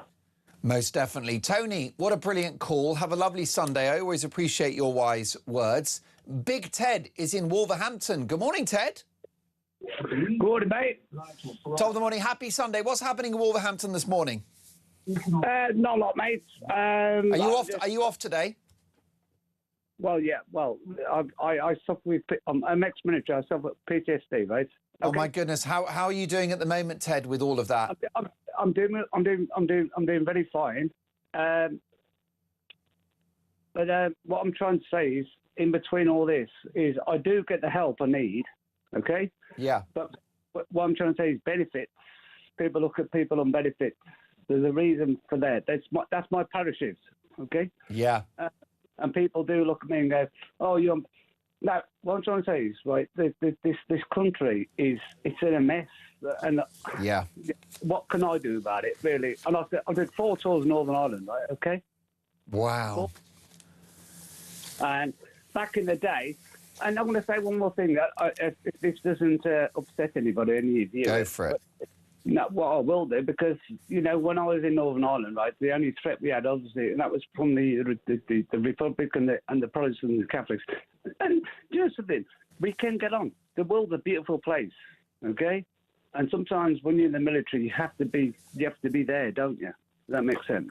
You do. But in between all that, what I'm trying to say is, obviously the boats that have come across to this country, I think that's the biggest threat we're going to have, because I don't know what to say on the matter. Can we save Britain? You're asking the question. I don't know. And it's not down to me. I'll put my life on the line. I'll die for anybody, and I will 100% die for my country. Yeah. Rupert, you are... Sorry, Ted. Ted, you are a very rare man, because, first of all, you've served in 4 tours of Northern Ireland, in which you've faced, the IRA, and you faced mass... So, Ted, can I first thank you and salute you for your service to this country, for your bravery and your courage, man? I don't need that salute. You know something? What's come after the job is my PTSD, which comes with the job afterwards. Now, if I was still serving, I don't think I'd have the PTSD because I'm not serving anymore. The PTSD it kicks in afterwards. It really does. It's terrible. And the thing is, there's not enough veterans. There's not enough, even for everybody in this country, right? But the thing is, I think this country just let everybody down at the moment, right now. Okay. Most definitely.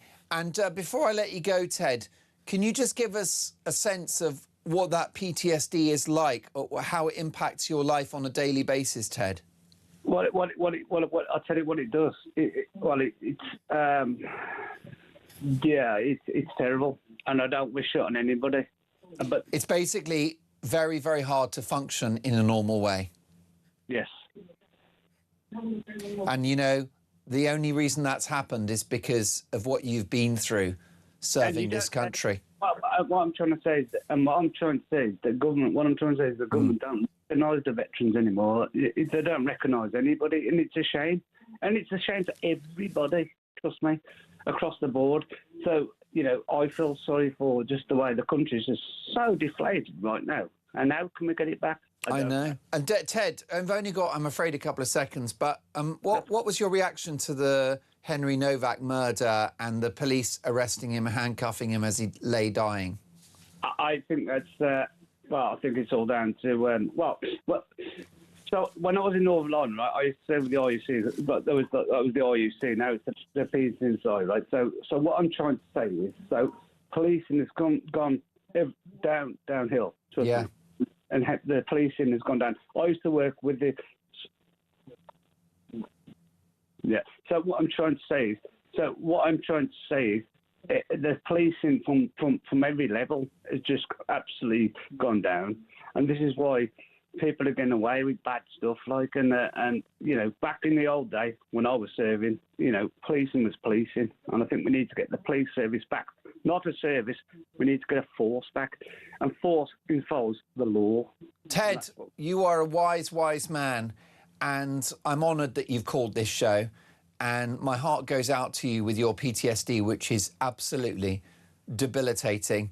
It is not through any fault of your own. It comes from the sort of peril that you faced and the danger and the consequences therein. And I really want to just thank you for sharing your story. Please stay in touch with me, young man, and thank you for your wise words on British policing as well. So much more to come. Can we save Britain? If so, how do we do it? 0344 499 1000. This is Talk Breakfast.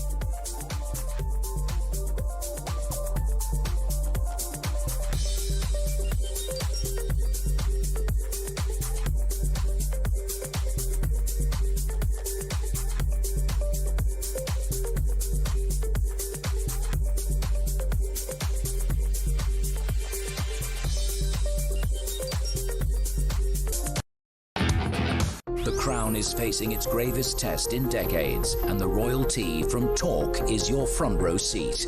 With royal reputations under pressure and probing questions about public trust, we unpack every twist and revelation with the biggest names in the business. From the throne room at Buckingham Palace to a mansion in Montecito, we follow every royal ripple.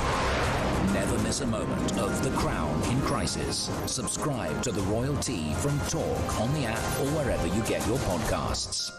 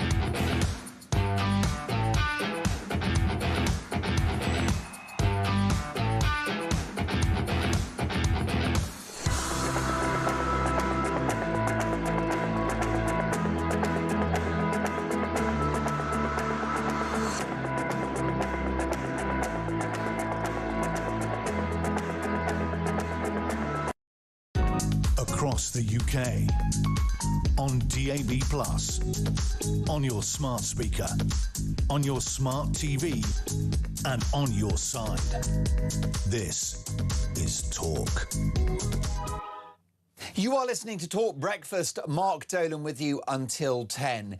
A devastated Prince Harry absent from the royal wedding of the year. What does this tell us about his relationship with the family? Let's get the views of Talk's royal correspondent, Rupert Bell. Good morning, Rupert. Good morning, Mark. Harry Mountbatten-Windsor, Prince Harry, notable in his absence from this wedding. Yes, and I don't think it's a total surprise. Devastated, well, I think disappointed, but it's of his own doing, and I don't think the rest of the royal family wanted him there, because it would distract from, the wedding of Peter Phillips to Harriet Spurling, and because that would have been the totally dominant story, because Harry's back in the fold. We saw Princess Eugenie and Beatrice at the wedding yesterday, and they immediately also become part of the focus as well. So from Harry's point of view, he's only got himself to blame, because he spent most of the last few years dissing his family. So the last thing they want is him back pretending everything is lovely in the Gloucestershire garden of the wedding. It's clear he would have, at the very least, Rupert, liked an invitation. If he had received one, would he have attended, do you think? I really don't know. But I suppose if you send out an invitation, then you probably say, well, I've got to go. Isn't that the way it normally works in weddings? The bride and groom work out who the guest list is, and they say, well, we'd like Harry. Well, you go with their bidding. So if he turns up, that's their choice. So I think probably, though, Peter Phillips didn't, and the rest of the family didn't want the soap opera that it would come if Harry had turned up yesterday. Look, we saw many other members of the royal family. Obviously, Andrew was another notable absentee. When you think that the Princess Royal, obviously she was there as mother of the groom, but Prince Edward was there and the King was there, albeit for the wedding, before he took that helicopter ride in pretty squally conditions to the Derby yesterday afternoon, where I was at. So the fact of the matter is, Harry not being there, it just further cements the isolation that he is from the rest of the family. He is no longer part of the show anymore, and they don't want him until he basically decides to offer some serious mea culpa. These moments must be distressing or quietly painful for Harry as he rattles around that Montecito mansion as his cousin marries. This is the kind of event at which he should be front and centre. Yes, and William was there yesterday with the Prince and Princess of Wales were there, as I say. So, yes, he should have been there. Their close family, Peter Phillips, used to spend a lot of time with him. So I actually think that this is, you know, for him, this is a result of his actions that has left him isolated. So he would have been looking yesterday at, you know, with sort of, you know, through, I don't know, just any possible reflections on what he has done that has left him now living in Montecito. But he says, we are living our best life in California. So you have to take that as read. It doesn't look like it, but that's what he believes. So the fact that he wasn't there, he can sort of say to himself, well, I'm leading the best life with my wife and children in California. And whenever he makes those statements, it always has an echo, doesn't it, of a hostage video. My captors are looking after me. I'm being fed and watered. I am safe. Just send the money. And this can all go away. I mean, Rupert, as you wisely pointed out, it doesn't have to be this way. Because the royal family, the institution, the monarchy, the firm as it's known, and the British public didn't have a huge issue with Harry and Meghan deciding to become private citizens. That was not at the heart of the controversy. Obviously very sad that they should wish to leave, but they are private individuals who can make that judgment. So if they'd gone to America and simply lived their lives in the way they saw fit, then they would have been at that wedding yesterday as members of the family. It's because of the book Spare, the Oprah interview, the allegations of racism, X, Y and Z, the commercialisation of their royal connections. That's why they were absent yesterday. They could have been there if they'd played this differently. They could have been, but they chose this lifestyle, yet they also don't seem to want any privacy, because what did we see? We saw pictures of their daughter splashed all over Instagram. Yeah, you know, sort of very controlled photographs. And we're seeing more and more of her face now, which is confusing given that they're protecting her privacy. Absolutely. So this is where people are going, well, what's going on here? You're also championing, you know, the internet abuse of young people, yet there you are, is you're putting your daughter in slightly sort of strange ways with half a picture, half a head here, and, you know, all sort of controlled so they don't see her in full. So it all seems a bit weird, really. When you see the Prince and Princess of Wales put out photographs of their children, well, you see them, but it's controlled, it's managed, it's not every week, it's at certain occasions that we see pictures of their children. But when it comes to Harry and Meghan and the way they release photographs, you go, well, this is all a bit strange, really. You know, but don't do it. You know, 1 minute you want privacy, next minute you're splashing pictures of your children everywhere in your family life. So I just don't understand that. And so that's why I think the rest of the royal family breathed a huge sigh of relief that Peter Phillips and Harriet Spurling didn't send an invite to them, because, as I say, that would have made it a right old soap opera yesterday. Most definitely. Now, Paula Froelich, as you will know, Rupert, is a very well-connected US royal journalist. She's hearing from her sources that it's unlikely that Charles and Harry will meet this summer. If that's the case, that would be a further blow, wouldn't it? Yes, because I don't see him coming back to the UK. And so for the King, it's obviously hugely disappointing. William might be going to America for the World Cup because obviously he's president of the FA, but there's no chance of him nipping over to California to go and see his younger brother. Is that true? You know? Do you think William will refuse to see Harry in the United States? Refuse. I just don't think, you know, I don't think he will make time. That's shocking, isn't it? Two brothers on the same continent, Rupert, not meeting. That's shocking. Well, I think what you have to say is America is a big country. It's a 3-hour, you know, it's an 8-hour, it's a long flight from California to the East Coast. It's not always logistically possible. You know, it's going from one side of Europe to another. But I just don't think there's not the will. And I think for William, he's been the butt of a lot of criticisms from Harry, as indeed has his wife. But Harry's got an empty schedule, though, hasn't he, Rupert? So he could hop on a jet and get himself to the East Coast. But if that were to happen, he won't be granted an audience by his brother, by the sounds of it. No, and I don't think his brother particularly wants to. Wow. You know, I think I think it's not a surprise that I don't think. No. It's just sad. But, you know, yesterday, you know, it was interesting that we saw Beatrice and Eugenie, you know, coming into the wedding with their husbands. That was all part and parcel of the day, and bearing in mind we've had all these revelations about their living arrangements and who's paying what rent and everything. So again, they're always sort of slightly in the firing zone in terms of potential criticisms about their arrangements within the royal family. But there they were seen walking into the church in Kemble.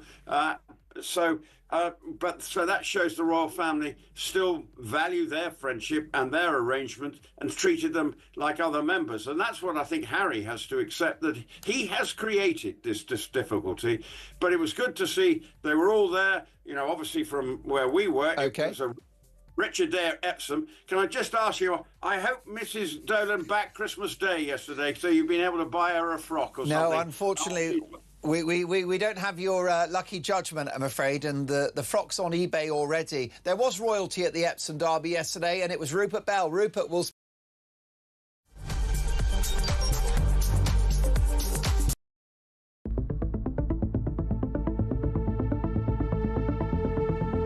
The video footage was so deeply shocking, the behaviour of the police disgraceful and stupid, and it shows something deeply rotten in our society.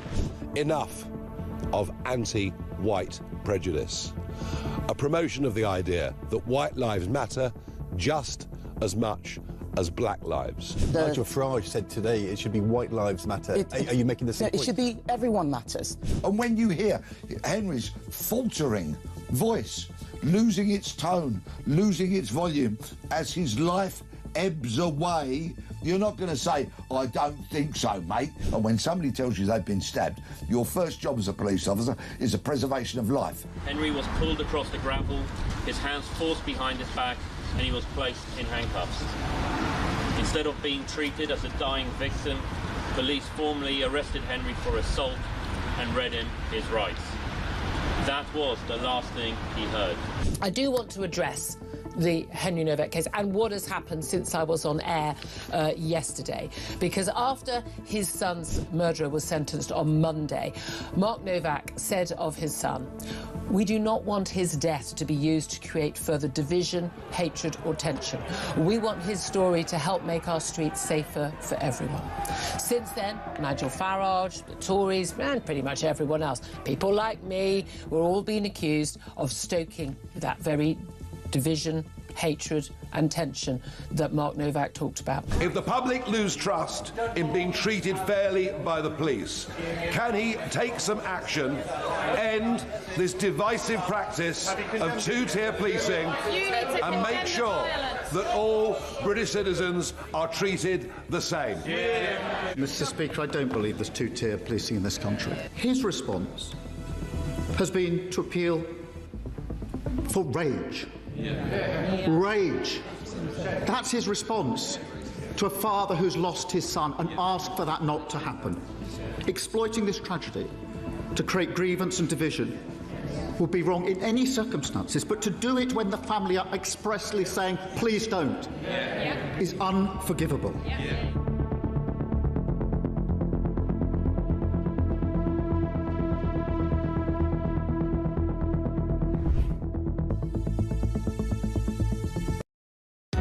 Across the UK, on DAB+, on your smart speaker, on your smart TV, and on your side. This is Talk.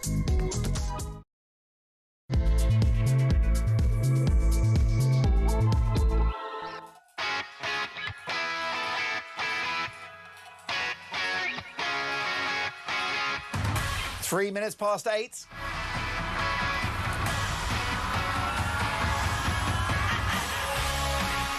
Top of the morning, this is Talk Breakfast. Happy Sunday, one and all. Mark Dolan with you for a very busy 2 hours. Dolan's dispatch on the way.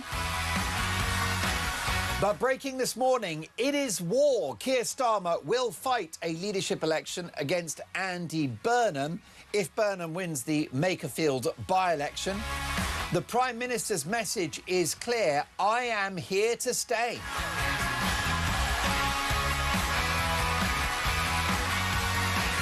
Meanwhile, are we heading for an economic crash as it's revealed that this Labour government may have to go to the International Monetary Fund just to keep the lights on? Meanwhile, an almighty row breaks out at the top of government over defence spending. Meanwhile, the Daily Mail report the following. Entire fleet of UK attack subs is unfit for war and stuck in dock. Highest energy prices in the developed world, the return of unemployment and inflation, open borders, illegal immigration, two-tier policing, two-tier justice. The country's broken. So can we save it? Can we save Britain? 0344 499 1000. And if so, if we can save it, if there's still time, if all is not lost, how do we do it? I'm putting you in charge this morning. How would you save Britain? Sort out the borders, sort out energy, sort out housing, policing, sort out the economy. How would you save Britain? 0344 499 1000. The brilliant Rory is on the phones this morning, doing a great job. Directing our TV output, I'm delighted to welcome Louis. Luke is having his half-time oranges and Louis is directing the show. If you want to see it, just head to YouTube and search Talk and Up We Pop. I'm wearing a very bright tie, which looks like police tape. Not for the first time, the Talk studio looks like a literal crime scene. So if you want to see the ridiculous outfit today, the dishevelled hair, the patchy makeup, the combination skin, the dark rings around my eyes, head over to YouTube, search Talking Up We Pop. Text the word talk in your message to 87222, leave us a voice note, and as the saying goes, let's talk. And I'm going to take you through the front pages for starters.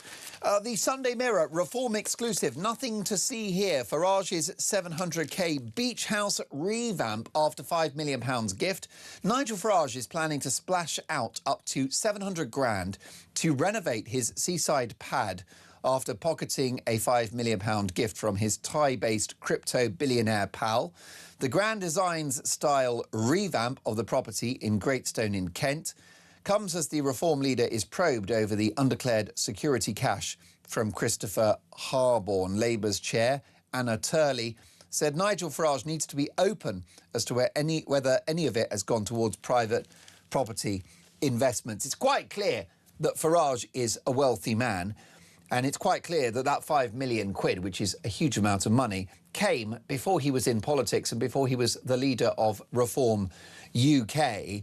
And I think that what really matters, folks, is not the bank balance of our politicians. It's not what house they've just bought or whether they're getting new carpets in or whether they've been to DFS, which has a permanent sale. What matters is their policies. And that's what I want to talk about this morning. How do we save Britain? What policies should we have? Because we are in big, big trouble and we need change. Mail on Sunday, entire fleet of UK attack subs is unfit for war and stuck in dock. Sunday Express, Labour delays leave Britain weak at a time of war. Sunday Times, police try to intervene in the Novak trial. And cuts to defence spark chaos at the top of government. Those are your front pages. Can we save Britain? If so, how do we do it? Charlie is in Derbyshire. Hello, Charlie. Morning, Mark. How are you? I'm very well. Aren't you lucky living in Derbyshire? Beautiful part of the country. Yeah, it's quite nice where we are, to be honest with you. I love it. I love the Peak District. It's very marvellous. Good air, good people, good countryside, good food and drink. Yeah, brilliant. It's not too bad. Now, Charlie, what are we going to do here? Reform, they want to win the next election. What's going on here? Well, I think we're in the last chance saloon. If Reform don't get in at the election, then the country's at it. There's nothing you can do. It'll be a total takeover. They call themselves progressives, but in reality, they're communists. They just took over every institution in the country. They're doing everything they can to control us and make us poorer. And I think if Reform don't get in, we've had it. Simple as that. Well, I was thinking about it, Charlie, on my way in, and I was thinking that the left, as you call them, so-called progressives, have infiltrated every public institution in the country. Yeah. I mean, it started in the 1950s. That's interesting. It's been like a slow poison. It's like a cancer. And you and I, Charlie, we are old enough to remember the 80s. Do you remember the loony left?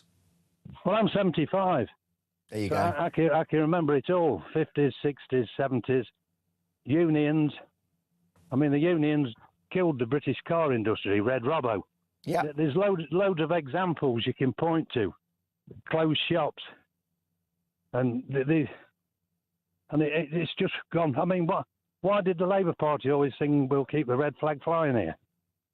I mean, half the Labour Party in 50s, 60s, 70s were in the Communist Party anyway. And Charlie, it feels to me like the progressive left, having infiltrated all of our public institutions, have effectively won without a single vote being cast. Exactly, that's what they do. They got wise. It's like the Fabian Society. By stealth, not force. Yeah, you don't have to win an election, do you? You just have to infiltrate the Home Office, the Education Department, the NHS. Yeah, I mean, we see it across the board, don't we, Charlie? I mean, what is net zero if that is not socialism? It's socialism with a green rosette. That's right. I mean, it's all being debunked now, but they're still pushing on with it. And I don't know if you've seen that article in the Mail today. Andy Burnham, he's in charge of the Manchester Fire Brigade. Yeah. And they've leaked stuff. They've told the firemen, if one of the colleagues is a Reform voter, to grass him up. And there's one fireman is a Reform councillor now, and he says, I don't think I'll ever get promotion now that I'm a Reform councillor.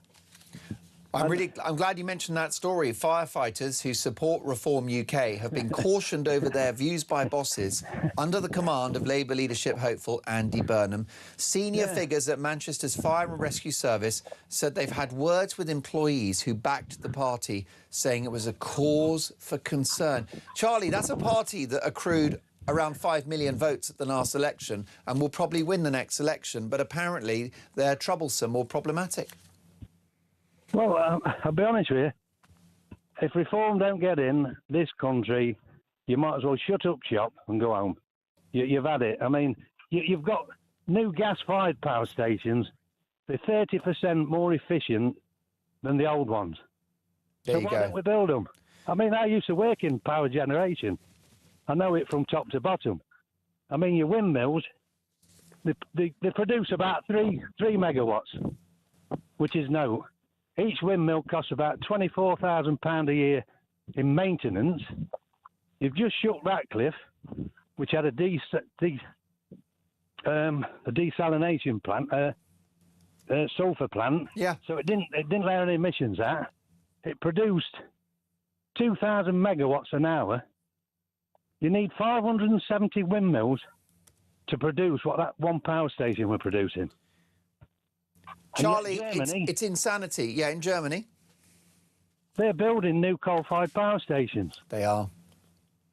I mean, they're in a bigger mess as us. I mean, last year, immigrants cost Germany $40 billion. Oh, easily. And the rest, Charlie. And the rest. You know, it is. The left has got to be stopped. Now, Charlie, I agree with you, and you've got the life experience, and you are right. Socialism, the terrible idea that never dies, and you know that, you've seen it. Can I ask you, though, but about Reform, is there a danger, Charlie, that they're going to overpromise and underdeliver? Is it snake oil from old Farage? Is he the real deal, Charlie? Well, I mean, let's face it. I mean, you carry on like Nigel Farage is Reform. OK, he's the head of it. But there's a lot of other people, grassroots, Lee Anderson and that. Zia. So, you know, I think that they ought to stop promising too much. Just say, I mean, basically all they've got to say is the country's had it and we're going to reform every government department. Yeah. And leave it at that. I mean, if they do 20% of what they're saying they're going to do, that'll do for me because it's better than no. I mean, at the moment, Labour, Greens, Libs, they're going to do nothing for anybody. I mean, not only the working man, but middle England and people on high earnings. You know, I mean, a lot of people, Charlie, they've got their doubts about Nigel, but they're thinking we're in a desperate situation. it's a roll of the dice that we have to take. Of course you do. Of course you do. I mean, like I say, it's the last chance saloon. Yeah. If they don't get in, they're the only people, as I can see, like Danny Kruger and that, he's working on sorting out the public service. As they call themselves, I mean, they call them dispublic service. And there's the only one, there's other people working in the background. And same as I say, if they do 20-30% what they're promising, it's better than we've got at the moment. You know, it's... well, look, IMF have been saying for ages they're going to end up back at the IMF. I can remember Callaghan in 76. Yeah. And when you went abroad, you could only take £200 out with you. Correct. So how would this lot namby-pambies nowadays, if you said to them, family of 5 going into Spain, oh, you can only take £200 with you. Oh, they'd be having hissy fits. I mean, I talk to people, and they're totally clueless. They're clueless about anything. I mean, I'm out with dog now. I was out with dog a couple of weeks ago, and this bloke and his missus work from home. He's got a good job in that. But he's so left-wing. And I was trying to have a discussion with him, and in the end he just threw a wobbler and walked off with his dog. These people, Charlie, the progressive left, Charlie, they don't want to debate. They can't win the argument, so they have to call you names, labels, or they storm off, or they abuse you. But Charlie, you've got right on your side. You've got life experience.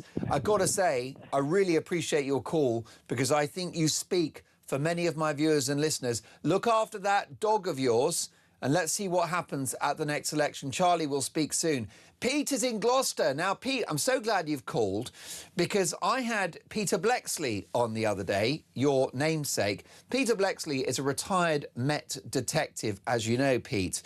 And he was in an Uber taxi, and the taxi driver was going over 80 miles an hour on the motorway. Peter Blexley was very uncomfortable. He was unhappy that the law was being broken. So at the end of the ride, Peter Blexley sends a message to Uber, because on the app you can actually make comments or complain. And he said, I've been on this trip with an Uber driver and they broke the speed limit multiple times. Well, Uber wrote a letter back to Peter Blexley saying that you racially abused the driver, which of course is an extraordinary lie, but it demonstrates how race and race grifting is now being weaponised by people, which is why it's got to stop. What's your reaction, Pete? Morning, Mark. Morning. Funnily enough, I'm walking the dog as well, so like Charlie. So if it's a bit blustery, I apologise for that. You're sounding good, Peter. Hoping nobody sees me. After that story about the Uber drive, I just wondered, after they've called him a racist, whether he'd tried to book another Uber ride, or whether they've blocked him now for racist abuse of their driver. Perhaps you could ask him next time you see him. Well, that's a brilliant point, and this is what is so devastating about what I would call the race grift, Peter, is that what it can do now is it can destroy lives. You can lose your livelihood, you can have public shame, and there's no answer to it. If someone accuses you of racism, how do you reply? How do you prove yourself to be innocent? You can't. No, you're absolutely right. You can't. No, I don't know what to say to that, to be frank. There's no way to clear your name. If someone says so-and-so is a racist, Pete in Gloucester is a racist, how do you come back on that? You don't. And that is why, Pete, I would end the race grift. Well, absolutely. Yeah, sorry, Mark. The dog's going after a hare now. I'm going to have to leave. Listen, I don't want any injuries. I don't want blood on my hands, Pete. Listen, I'm glad you called. You talk a lot of sense. Let's speak again soon. Take care, mate. Thank you, Peter. Peter is not walking the dog. The dog, George, is walking Peter. I think there's a metaphor in there somewhere. How do we fix broken Britain? Can we save Britain? It's 8:18. We might be hearing from the executive producer of the show. Who knows? Don't go anywhere. This is Talk Breakfast.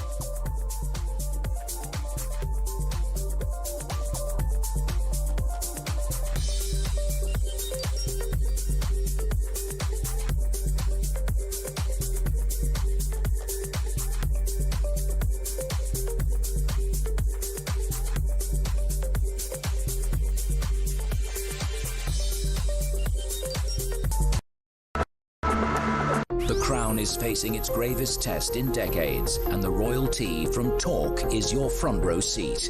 With royal reputations under pressure and probing questions about public trust, we unpack every twist and revelation with the biggest names in the business. From the throne room at Buckingham Palace to a mansion in Montecito, we follow every royal ripple. Never miss a moment of The Crown in Crisis. Subscribe to The Royalty from Talk on the app or wherever you get your podcasts.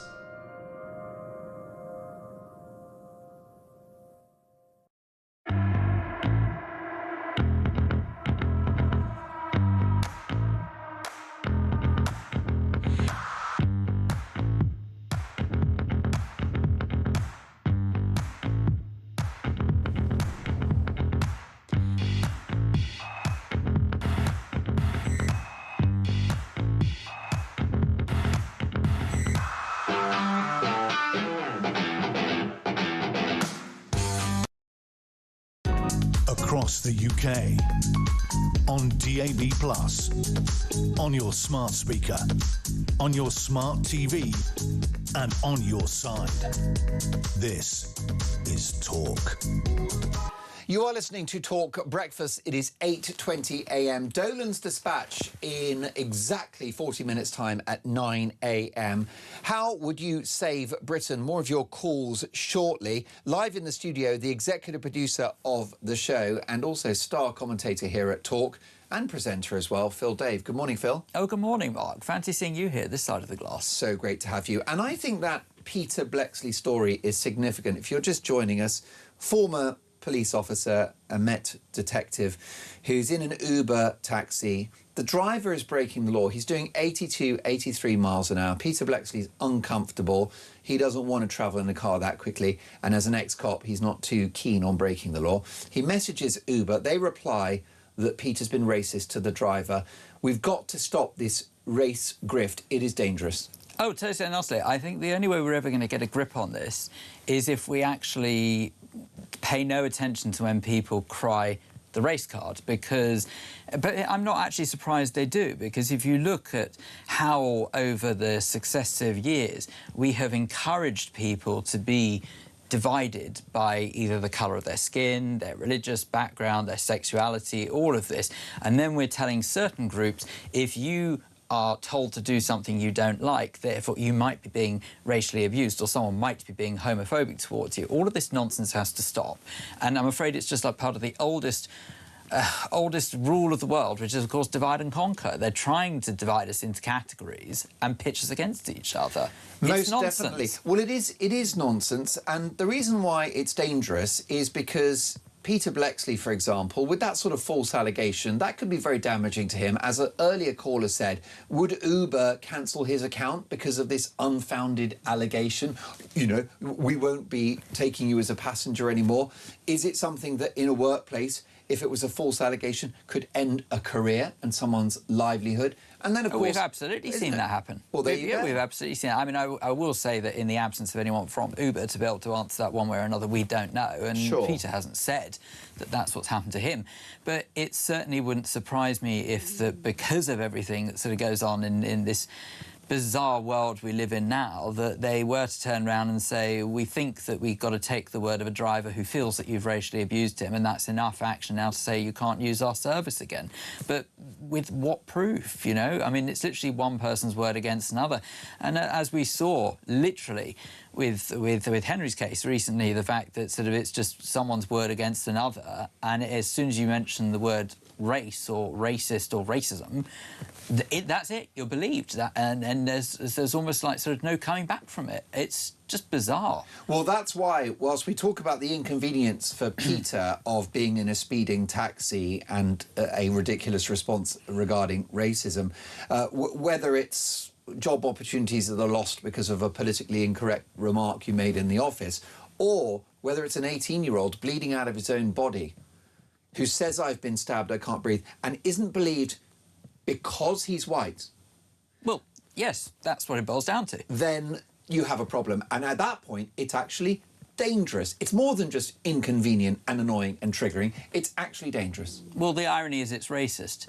That's what the complete irony is. So when you've got people who cry out against us nasty white British men, saying that we don't know how to be tolerant towards people from other backgrounds and accuse us of being racist, and then subsequently policies are put in place that exclude white British men. And in fact, there was an article I was reading literally today that said that there's some sort of policy that excludes white British men that's caused up, or I can't remember the organisation that's behind it, but anyway, one way or another, literally today in the papers we're seeing an example of that. And yet, of course, in a bid to try and balance things out, what are you doing? You're being racist against white people.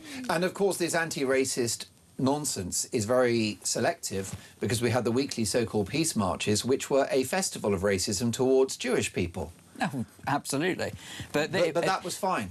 Well, apparently. So you see where that's, of course, where all that's born out of is ignorance, is people simply don't realise what they're doing with that. And I, in some weird way, and this might sound slightly shocking given that I am, obviously, of Jewish background, that I would even say this, I'm not in the least bit surprised, or I don't blame people for going on those so-called peace marches, because they were sold a lie. Of course. They're still sold a lie. They believe that they're doing that in the interest of people who identify as Palestinian, but what they don't realise is that it's the Iranian regime that fund these marches. The people who organise it have the most impassioned hatred towards Jewish people and indeed the Jewish state. And what they're trying to do is win over what can only be described as useful idiots to try and make their cause look like it's somehow more successful than it is. Fortunately, the vast majority of people don't fall for that kind of garbage, and as a result of it, it still demonstrates that we are mainly a tolerant society. Mostly. But that tolerance is being pushed to the limit. And I worry about the future, with a quarter of young people thinking that Hamas's actions on October the 7th were in some way justified. Dark times. Let's take a call. Derek in Manchester. Good morning, Derek. You're live on Talk Breakfast with Phil, Dave and Mark Dolan. How are you, sir? I'm all right, Mark. How are you? I'm very good. Listen, I need you to save Britain, Derek. I'm putting you in charge. That's it. Go for it. Well, it's a several-fold operation, really. But the main things you've got to start with is immigration. Close the borders. I agree. I agree. A lot of people, Derek, hold fire for a second, because Phil, Dave, a lot of people say that this issue about immigration is overblown and that all our problems won't be solved if you suddenly close the border. Well, I actually think it is the #1 problem in the country. Oh, I completely agree. It must be. It has to be. And I tell you for why. Because I look at it, this is the sort of metaphor I use, and it sort of, I think, explains it perfectly, if I say so myself. Imagine having a bucket, all right? And you fill that bucket up with just about the right amount of water that bucket can cope with. Now keep filling that bucket with water and it overflows. And people say, no, don't worry, keep filling it up, the bucket will catch up eventually. It doesn't catch up eventually. There needs to be strategic planning in order to get that to be the right capacity to cope with that amount of water. That's exactly what is happening with migration in this country. We are letting far too many people, whether it be illegal or legal, into the country. I'm not anti-immigration. I would be a hypocrite if I was. My ancestors were immigrants. Me too. But I do say that we're letting it happen far too rapidly, that our infrastructure simply can't cope with 50k a year will do, won't it? That will do it. Top-notch. So, Derek, a big man, how are you going to fix the immigration problem, sir? Right, well, for a start, you'd close the borders. You'd return everyone that comes on dinghies to France for a start. Lorries, dinghies, return them to France. I couldn't care less what the French think. We can prove with modern technology where they've come from. Yeah. So at the end of the day, their problem, not ours. They let them into their country. We didn't let them into Also, their country. Derek, do you like the sound of Nightingale prisons? Absolutely. Which are on the coastline. And I'm happy to pay a tiny bit more tax so you can have a capacity of maybe 10 or 20,000 people who will go straight into basic accommodation, incarcerated on entry into the country. Yeah, but also, not on top of that, what we need to do, and it's not, as I say, it's not just one fault. It's not just immigration. You'd have to revamp the education system, because the kids have been dumbed down since I was at school. That's for sure. Correct. they've been dumbed down, and the reason was because I remember it. I was in school in the 60s, and you know, I mean, we never had that much immigration, and it was starting on a bigger scale. But the inner city schools, what they tended to do, they tended to, instead of admitting that the English children could speak English and were therefore a little bit more advanced in their education when they went to school, instead of admitting that, because they were being called racist for holding, you know, for allegedly holding foreign kids back who couldn't speak English and couldn't understand the concept of things that we already understood before we went to school, you know, and our children were held back because it would have been racist to put them in separate classrooms and teach our children as the level that they could understand, and the foreign children that were coming in, you know, give them a bit of a leg up and a bit more time with them, you know. So our kids were suffering in that respect. The education system needs revamping now so that they teach proper British history and the goods that we did all over the world. For goodness sake, we give virtually every invention to the world. Correct. And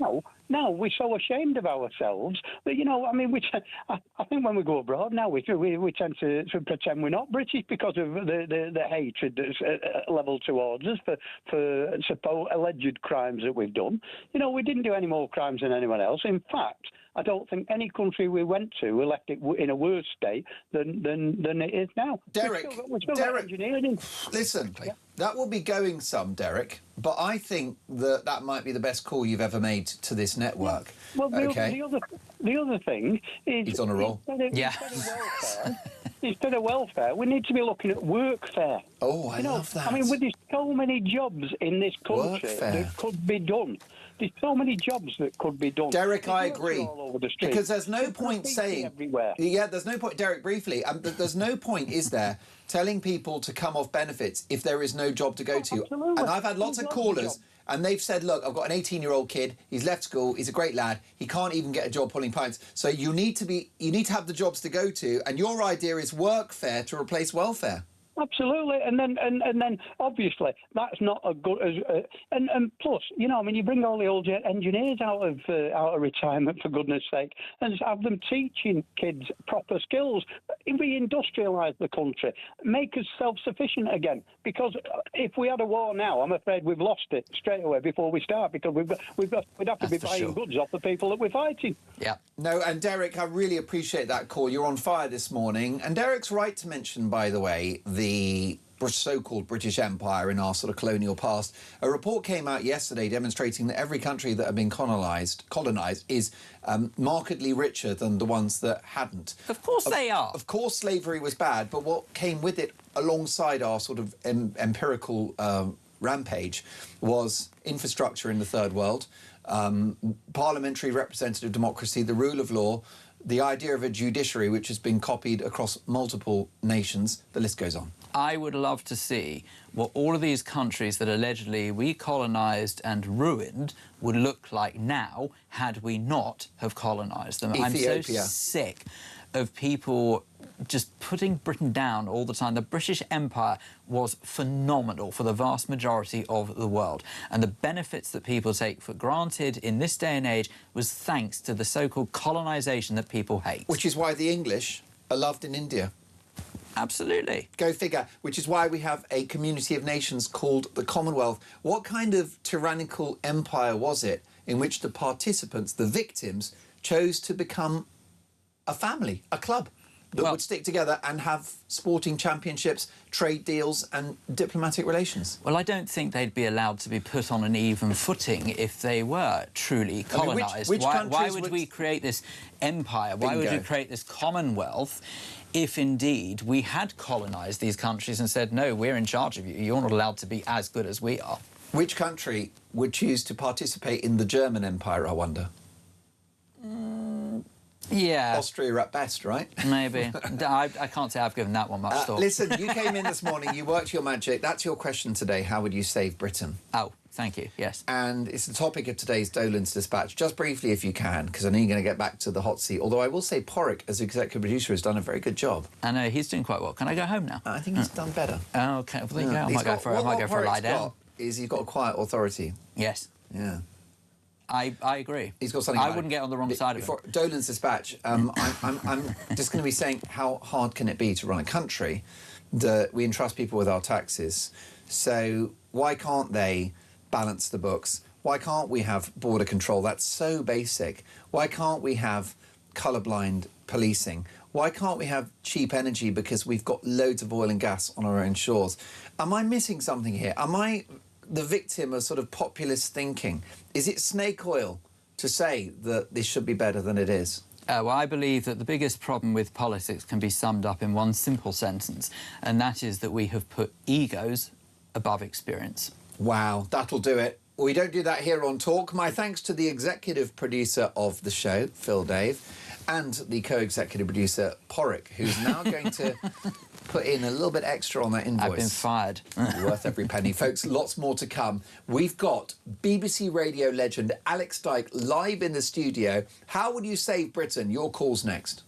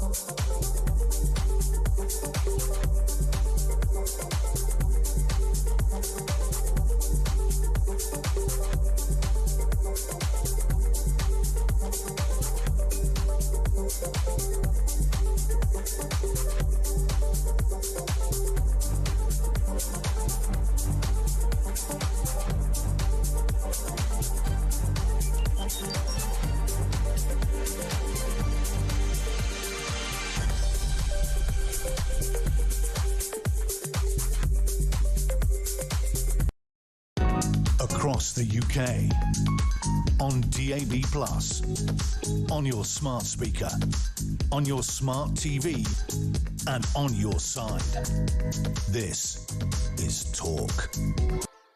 You are listening to Talk Breakfast. It is 8:37. Dolan's Dispatch on the way at 9 a.m. It's about how we save Britain. I've got to tell you that today's Dolan's Dispatch may get me cancelled.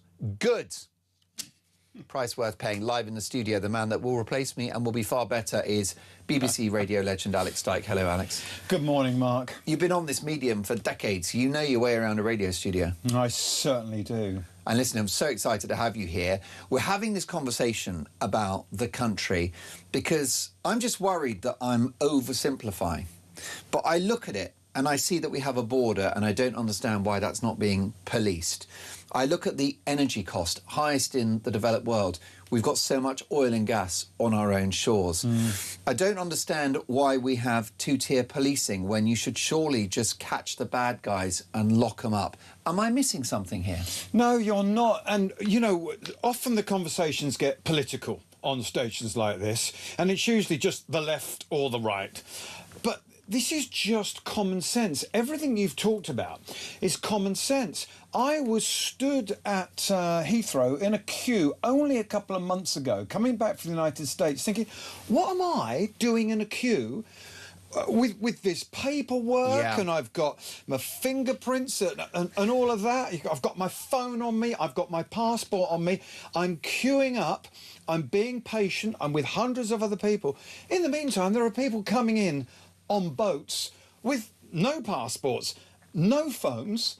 They get here and they're given cash. It's costing me to come in. What is the point of borders? If we're not going to take borders seriously, what is the point of any kind of border? And what I find mind-boggling is that the people who enter the country illegally, and don't get me wrong, they are human beings.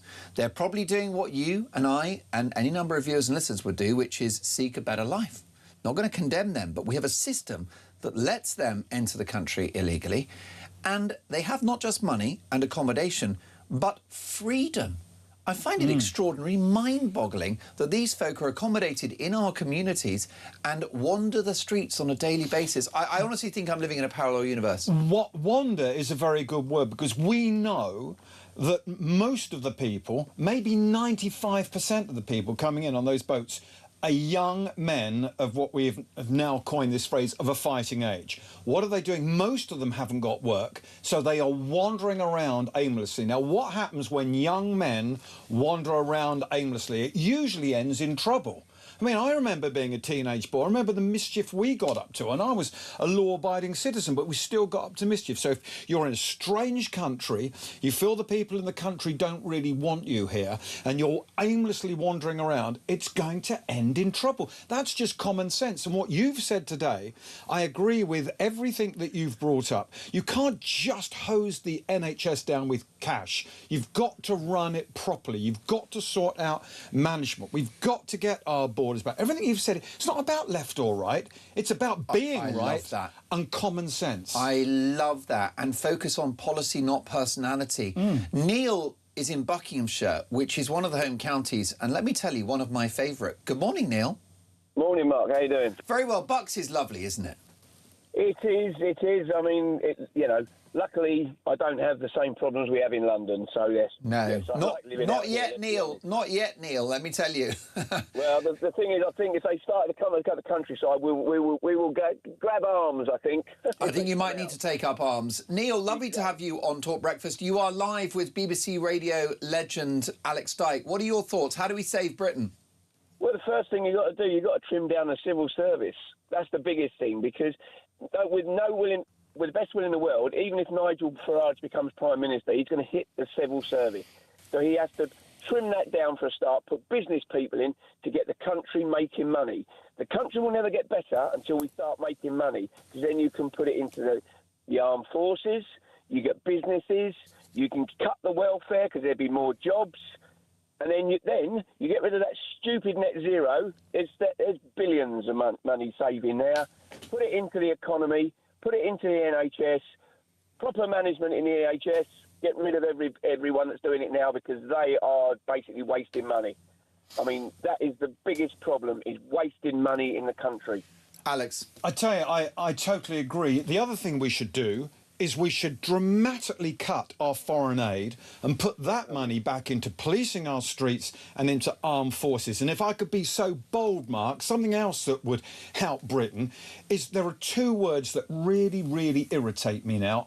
Every time I hear them, I just think of political correctness, red tape and hassle. One is woke. Now, that word, woke, basically, if you strip it down, means be awake to racism. It's a very good buzzword. Which we all agree with. Which we all 100% agree with. But the word has been hijacked by the left. Right? And the other word, and I don't want to say this, but I'm going to say this because someone needs to say it. The other word I'm sick and tired of hearing now, because the word has been destroyed. It's a great word. It's a positive word. Diversity. Every time I hear that word now, I want to put my head in my hands because I think, where is this going? We know where this is going. Those are two great words that have been hijacked by the left and been completely ruined for me. So I'm sorry to say it, but I'm fed up with diversity and I'm fed up with woke. Neil? Yeah, I totally agree. because it's the person that's causing all the division is diversity. That's the problem. Every time they mention the word diversity, they are putting a wedge between societies. That's what they're trying to do. And that's what Starmer is trying to do with the left and the right. He wants to push a wedge. He wants to push everyone to the right so he can say, you're far right. I'm going to come down on you like a ton of bricks. Where was the policeman in the Leeds riots before Southport? What happened there? I didn't see any. The BLM marches. I didn't see any riot police there. No. You know? No, and they were very heavy-handed with the lockdown protesters just weeks after BLM. Well, I would argue that the BLM crowd have been proved wrong and the lockdown critics were proved right, but it was the coppers who were heavy-handed with those against COVID measures. Totally, and then, you know, who was in charge of the COVID? That was the Tories. The Tories, well, I call them Lib Dems because they were never Tories. Boris Johnson, Rishi Sunak, Theresa May, the wettest Liberals ever. Well, I completely agree, and it's really unfair, Neil, to attack Labour every day if you don't look at the legacy of the Tories, 14 years, net zero, open borders, the Boris wave, the highest energy prices in the developed world, the cult of welfareism. It all happened under the Tories, didn't it? But, Neil, my question to you, though, what about Reform and Farage? Are they the real deal, or is that more snake oil and more broken promises to come? Well, my philosophy is it can't get any worse. Well, you say that. We said that after the Tories, and look what's happened. You would hope, wouldn't you? But we knew that Labour were going to do this. Labour always do this. This is the problem. But Reform, I'm hoping, if they're true to their word, they'll get business people in. They've all run businesses. They've all made money, which means they'll put the country... I don't care how much money Richard Tice or Nigel Farage have got. If it puts money in my pocket, I don't care. And, Neil, isn't it strange how the left don't seem to understand that if they supported businesses, created an environment where businesses can function, that then those companies would invest, they would hire people, and they would generate national income that pays for the police officers and the nurses and the doctors. The left don't seem to get it, that they need growth more than anyone else. Well, this is true. The thing is, do you ever watch Clarkson's Farm? Yeah, I love it. Right, yeah. So I watched it, the first episode last night, and the second episode when they did the march. Yeah. And what the farmers were saying is totally, totally true. And Reeves and Starmer are barefaced liars. And that's the problem. And they need taking down, because they are lying to every single person. Andy Burnham, listen to his mouth. He's a liar. Every time he opens his mouth, he's lying. They're the snake oil salesmen, not Nigel Farage. Neil, what a great call. Have an excellent Sunday in Buckinghamshire, and we will speak soon. Now, of course, the Prime Minister and the Chancellor will challenge that assessment. They will argue that they have a big mandate to improve the country, that they've already made major changes to how the country works, lifting children out of poverty, free breakfast clubs, and a plan to stabilise the economy. Labour are very clear that they're doing a good job and will continue to do so. Just briefly, Alex, before we get to your great stories, what's your reaction to what you've heard just there? Well, Neil, was it the caller? He Neil. just mentioned Southport, and every time I think of that awful situation with those little girls in Southport, and we saw demonstrations like that again in Southampton earlier this week because of that poor lad Henry Novak, right? That when we see those people demonstrating, yes, they are demonstrating for those little girls and for what happened to Henry, but also these are people that have been worn down to the bone and are frustrated by the political correctness and the two-tier policing in Britain. And I don't think, Mark, we are too far away from some kind of revolution. And I don't want to come on here. I would never come on here and incite violence. Of course I wouldn't. But when Keir Starmer criticised Nigel Farage this week for using the term cool rage, Nigel Farage didn't say, I'm angry, I'm red hot. He said, I have a cool rage, a contained rage inside. And that's just like probably every other father in Britain this week, apart from a few on the left. And after George Floyd, we were told to be angry, and we were told that it should provoke change. But for Henry Novak, Shut up, racist. Folks, more to come. I'm delighted to say we're travelling business class this morning because we have the former BBC radio star Alex Dyke live in the studio with some cracking stories. But how would you save Britain? More to come. It is 8:49 Talk Breakfast.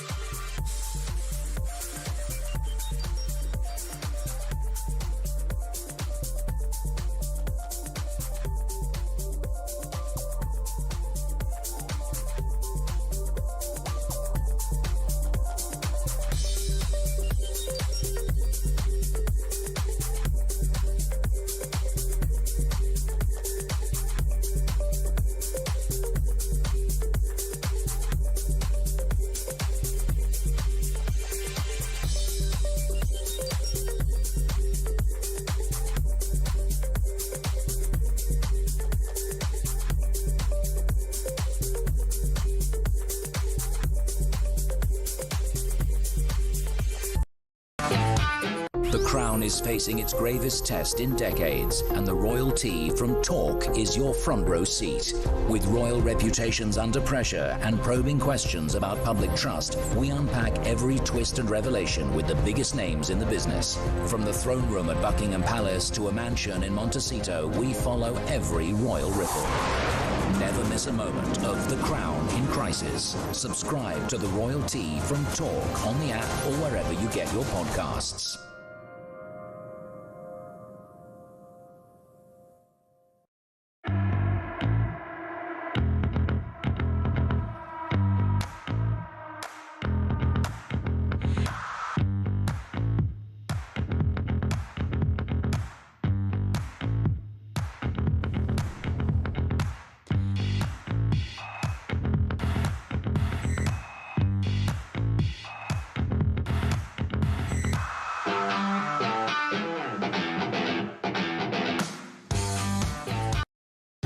Across the UK, on DAB+, on your smart speaker, on your smart TV, and on your side. This is Talk. Live in the studio, we have BBC radio legend Alex Dyke. Alex, so lovely to see you in the studio. Are you enjoying your newfound freedom after decades at the corporation? Yes, yeah, I am. And the BBC changed a lot even when I was there. I joined in 2010 and left a couple of years ago, or was shown the door a couple of years ago for absolute being madness. A certain colour and a certain age and a certain class. And I thought it was going to be tough, but it's great to be out. You get your own voice back again. When you were there, you were punished for being entertaining. Mm. And there were these so-called scandals where you would make a joke about this or that and then hauled over the coals. Yeah, absolutely, because you would go in and try and entertain people. Yeah. And we never did anything in bad taste. And you would entertain people and you would watch the ratings go up and then you would get slapped on the wrist. It's the first time ever in broadcasting that I've seen broadcasters lose their jobs for getting good ratings. Because it's kind of the BBC don't kind of want that. And I've got some good BBC stories for you today. Well, I think about your incredible career and what you did with those numbers on local radio. But also, because I'm very passionate about local radio, I think it's very important because it's the community and you get local information and it's a great thing. But there's also Ken Bruce. So this is a guy that had the biggest radio station, the biggest radio show, not just in Britain, but the whole of Europe. Mid-mornings. And they ran his contract down. Yeah. And if that doesn't tell you about the BBC, nothing will. Well, when I went, it was the same time, about the same time as that, and about the same time that Steve Wright lost his afternoon show. One of the giants of broadcasting. Now, if you've listened to people doing the afternoon show since... Good luck. It's been a bit of a train wreck compared to the mighty Steve Wright, who lived for that, and he lived for the BBC, and I think he was treated dreadfully. BBC, you should be ashamed of the way you treated Steve Wright. Well, he broke his heart. Here's the great funny irony. He did cricket score numbers as well. So when Mayo leaves the Radio 2, when Steve Wright leaves Radio 2 for some insult of a weekend show, when Ken Bruce leaves Radio 2, the numbers fell. And apparently, I've heard from someone in the BBC, Steve Wright was out. That was it. He phoned up the Director General personally himself and said, you can't do this to me. So they agreed to give him a weekend show. So Brilliant. It was nearly complete history for Steve Wright, but at the end, they thought, oh, yeah, maybe we better keep him on the weekend. So, I mean, you just can't make up some of the crazy decisions. And the paper's full of them again. What have you got for me? Right, so these are in the mail today. Right old lefty, former Guardian man, tipped to be the BBC's next news chief. May God help us. So, of course, the BBC is meant to be impartial. Now, yesterday, Mark, I bought a second-hand car. You know me and second-hand cars. So yesterday, in my second-hand car... Congratulations. It's a car from the 90s. How long have you had it? I've had it about a month. Are you happy with it? I love it. It's a Saab convertible. Only cost me a couple of grand, but it's only got FM radio, so I can't listen to DAB. So yesterday I put on the BBC, I put on Radio 4, and after any questions it was any answers. And I listened for half an hour, and of course they were talking about Henry Novak and what happened there. And for half an hour they did not take a call that swung away from the left at all. And they had quite interesting callers on, middle-class people, saying about the far right and how Nigel Farage was absolutely... outrageous when he talked about cold rage. And I just thought, hang on a minute, the BBC's meant to be impartial. Don't give me half hour of one opinion. Mix it up a bit. But no, they didn't. And I was listening yesterday and I was horrified. So anyway, this guy is going to be, he's going to be in charge of the BBC News. Left-wing TV executive who was formerly deputy editor of The Guardian is favourite to become head of news at the BBC amid allegations of political bias. Anyway, so there's one... I mean, we don't want the BBC to be right-wing. We don't want it to be left-wing. No. We want it to be in the middle. Yes, exactly. We just want it to be in the middle, because sometimes people on the left say things that I agree with. Of course. And when you mentioned about all the calamities that started with the Tory government, even the Chagos Islands, the blue paper was lit on that by the Tories. So... 100%. It's not like we are biased. To me, it's what's right and what's wrong. And if that sways a bit more to the right, Definitely. I'm sorry. Lorraine is going to ITV. Now, this is significant. Tell me more. Do you mean the BBC? Is she going off to the beach? Sorry, she's leaving ITV apparently and going to the BBC. Wow. BBC to poach Lorraine after bloodbath at daytime TV. Don't you love a headline like that? So it's like the BBC have just discovered her. She's been at ITV for 40 years. But now, obviously, with all the cost-cutting at the BBC and with her getting her show cut back, imagine having your show cut back to 30 minutes. It would drive you insane, wouldn't it? It would be a disgrace. I wouldn't have it. I've spoken to the boss and we're looking at 5 hours for breakfast, and I think it's about time. I think it's a very good idea. Yeah. So we're going to go bigger. XL breakfast is... Size is everything. That's going to be the slogan. Super-sized dope. Yeah. Poor Lorraine, because you know she's come here looking for work. No, I didn't. Oh, yeah, she was in here just a couple of weeks ago in a kilt. She went into the boss. She said, "Oh, hey, can I get a wee gig here at Talk?" And the boss said, "I'm afraid we have an elite level lineup and there's no space for you." So off she went. Well, apparently now, Mark, she's going to the BBC. It says here, this made me laugh. Also, she's very relatable because she's in her mid-60s, like many BBC viewers. Well, the BBC don't think that. They want to go young, young, young. So maybe she would be a good signing for them. They're talking about a daytime talk show, but sometimes the BBC takes someone, they create a model for them, and it's a disaster. And I think she will feel quite shackled at the BBC after some of the freedom she's had at ITV. And can I ask you, if it was a bloke in his mid-60s, a white bloke that had been on ITV for years, would the BBC be welcoming him with open arms too? No. No, they wouldn't, because look at this. White, middle-aged, middle-class man in Britain, to many, we are poison. Listen, you're far too handsome for that. Alex, what about Jeremy Vine? He's making headlines. Just a quickie. Jeremy Vine says, I believe in God, but find it hard to talk about this while I'm at work at the BBC. So he's done an interview, funnily enough, for the BBC, for BBC Radio 3, I believe, which is going out next Sunday.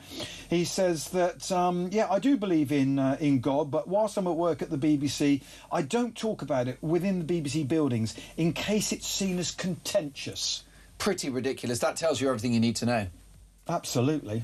May God forgive him. Listen, we love having you in the studio, Alex Dyke. What a thrill. Thank you. You always go down a storm with our audience when you're on, and look forward to catching up very soon.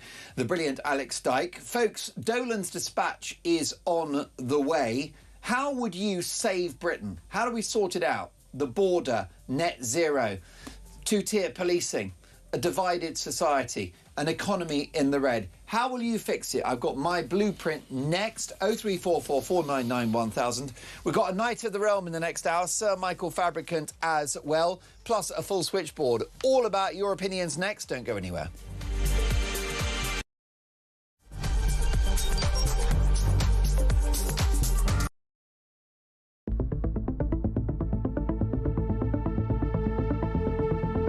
The video footage was so deeply shocking, the behaviour of the police disgraceful and stupid, and it shows something deeply rotten in our society.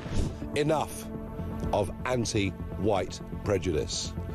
A promotion of the idea that white lives matter just as much as black lives. Nigel Farage said today it should be white lives matter. Are you making the same point? It should be everyone matters. And when you hear Henry's faltering voice, losing its tone, losing its volume as his life ebbs away, you're not going to say, I don't think so, mate. And when somebody tells you they've been stabbed, your first job as a police officer is the preservation of life. Henry was pulled across the gravel, his hands forced behind his back, and he was placed in handcuffs.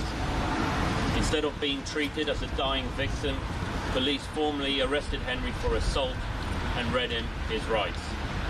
That was the last thing he heard.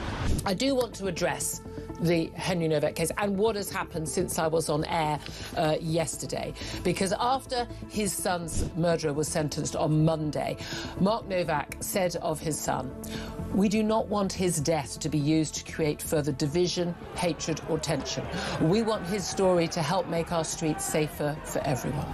Since then, Nigel Farage, the Tories and pretty much everyone else, people like me, we're all being accused of stoking that very division, hatred and tension that Mark Novak talked about. If the public lose trust in being treated fairly by the police, can he take some action, end this divisive practice of two-tier policing and make sure that all British citizens are treated the same? Mr. Speaker, I don't believe there's two-tier policing in this country. His response has been to appeal for rage. Rage. That's his response to a father who's lost his son and ask for that not to happen. Exploiting this tragedy to create grievance and division would be wrong in any circumstances, but to do it when the family are expressly saying, please don't, is unforgivable.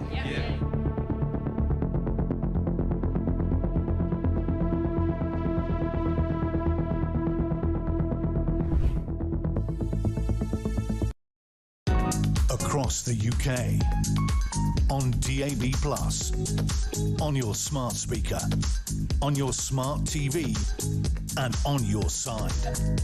This is Talk.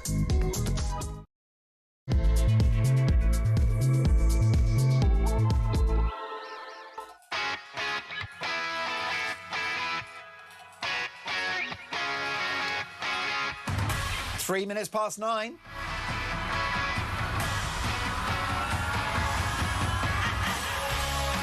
Top of the morning, happy Sunday one and all. Mark Dolan on Talk Breakfast, a big hour to come.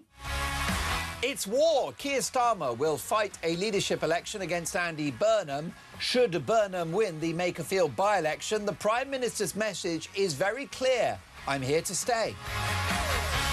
Meanwhile, are we heading for an economic crash as it's revealed that this Labour government may have to go to the International Monetary Fund just to keep the lights on? Meanwhile, an almighty row breaks out at the top of government over defence spending with a worrying headline on the front page of the Mail on Sunday. Entire fleet of UK attack subs is unfit for war and stuck in dock. While all of these issues are a symptom of a broken country. So if Britain is broken, how do we fix it? That's my question to you today. Is there time? Can it be done? Can we save Britain? 0344 499 1000. Text the word TALK in your message to 87222. Leave us a voice note. Can we save Britain? If so, how do we do it? I'm putting you in charge this hour. How would you save Britain?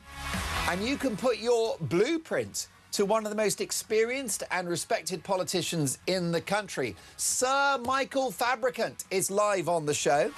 He's out of the House of Commons now, so he can be honest and say what he really thinks. A Knight of the Realm joining us shortly. So put your suggestions to Sir Michael. How would you save Britain? You can hear us on the radio, DAB+, in app and online. You can also watch the show. Head to YouTube, search Talk and Up We Pop. The brilliant Louis is directing our TV output today. And if you head over there now, you'll be able to watch Dolan's Dispatch in glorious Technicolor. Better straighten my tie, got to look my best. Lots to get through. As the saying goes, let's talk. And as always, at this time every Friday, Saturday and Sunday, it's time for Dolan's Dispatch. Running a country shouldn't be that difficult. This is a nation, a single community of people with a shared history, shared values and universally accepted laws. That's what a country is supposed to be. A group of people signed up to collective duties and obligations. You protect the physical integrity of that country, that land, with something called border control, who are there to police the boundaries of the nation. Law enforcement officials armed with weapons and with barriers erected. That's what a border looks like, just like the old city walls back in the day. Amazing, given that we are an island provided by God's grace with a natural border, and yet still we cannot choose who enters the country. It's mind-boggling. So what we need is more obvious government, more common sense government, less government and better government. So, for example, the obvious energy policy should be to exploit the resources on our own shores, oil and gas, whilst developing nuclear energy and green renewables. It isn't complicated. It's obvious. You get it. I get it. Those that govern us do not. So we are doing no such thing. We're not using our own natural resources, and therefore we are choosing poverty, and we are choosing the deindustrialisation of the nation. Then there's the economy. Now, we entrust the government with our hard-earned money. We give them a chunk of our wage packet via taxes. And therefore, the least we can ask of those who govern us is to run an economy which creates a fertile environment for business so that people can be employed and national income can be generated. That same government should take all the money that comes in and make sure that the books are balanced. That's all they've got to do. That's all we need them to do, is to balance the books so that we live within our means. But we are doing no such thing. This morning, we have the fantastic news that this Labour government may have to go to the International Monetary Fund with its begging bowl just to keep the lights on. Yes, folks, we are flirting with bankruptcy, and I don't exaggerate. The cost of government borrowing is higher now for the UK than it is for Greece, who, let's not forget, fell over as an economy in 2009. And yet the Greeks, with their tiny economy and their big welfare state, are borrowing more cheaply on the international bond markets than us. And then there is law and order. How hard can it be? Am I missing something here?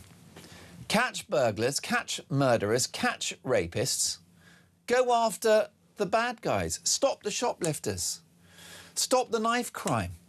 It's not complicated. Instead, our police forces are more focused on so-called anti-racism. Anti-racism in which their focus is skin colour rather than crime, which has led to the tragic murder of Henry Novak. Sorry, but I've got a clear message for the police. It's actually not your job to tackle racism. We hate racism. It is the worst thing ever, a stain on humanity. We all hate racism. But it's not the police's job to tackle it. It's the job of society to do that, which in the 60s, the 70s, the 80s and the 90s, we did, before so-called racism became a grift and was weaponised against the people of this country, most egregiously so in the case of Henry Novak, who was not believed by police as he lay dying, bleeding out of his own body. The reason he wasn't believed that he was dying is because he was white. So it's the police's job not to sort out racism and to make the world more gay-friendly and trans and 100 genders. That's not their job. They're not political activists. They're not politicians. They are law enforcement. So it's their job to apprehend bad people, lock them up and throw away the key. My message with policing is simple. It is not your job to make the country a better place. It is your job to make the country a safer place. Get it? Capiche? And that's the key to all of this. Simple government and less government doing its job better. Now, following the Henry Novak murder, there's been a collapse in public confidence in policing and the criminal justice system. But I'm afraid I believe it goes further and wider. I think there is now a gradual erosion in public confidence in the entire concept of government and the politics which guide it. The United Kingdom needs an economic, political and cultural revolution because the Tories failed and Labour failed. The entire establishment, the public sector, they've all failed. Every metric is in the toilet. The highest energy costs in the developed world. That is a failure of policy when we should drill, baby, drill. Youth unemployment, the highest in the whole of Europe, which is going some given that no one in Spain works. Higher borrowing costs than Greece, who were bankrupt 20 years ago. They're borrowing more cheaply. And they're just on the beach eating barbecue and drinking olive oil. And they're borrowing more cheaply than us. We've got two-tier policing, two-tier justice. 250,000 girls attacked, abused and raped. The criminals committing these crimes doing so with impunity because the local authorities, the cops and the wider establishment looked the other way because of the race grift. So we got big problems. Every metric is in the toilet. What about this on the front page of the Mail on Sunday? Entire fleet of UK attack subs is unfit for war and stuck in dock. High energy prices, deindustrialisation, a country in the red, economic quicksand, a hollowed-out military, two-tier policing, two-tier justice, a poorly integrated society, the cult of welfarism, parallel communities, anti-Semitism, the list goes on.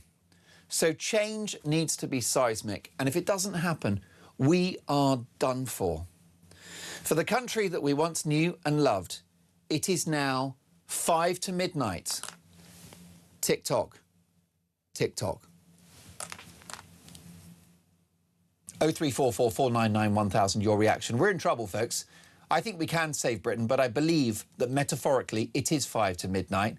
The clock is ticking, and I think we've got 5 years or that's it. Michael's in Northampton. Good morning, Michael. Michael, can you hear me?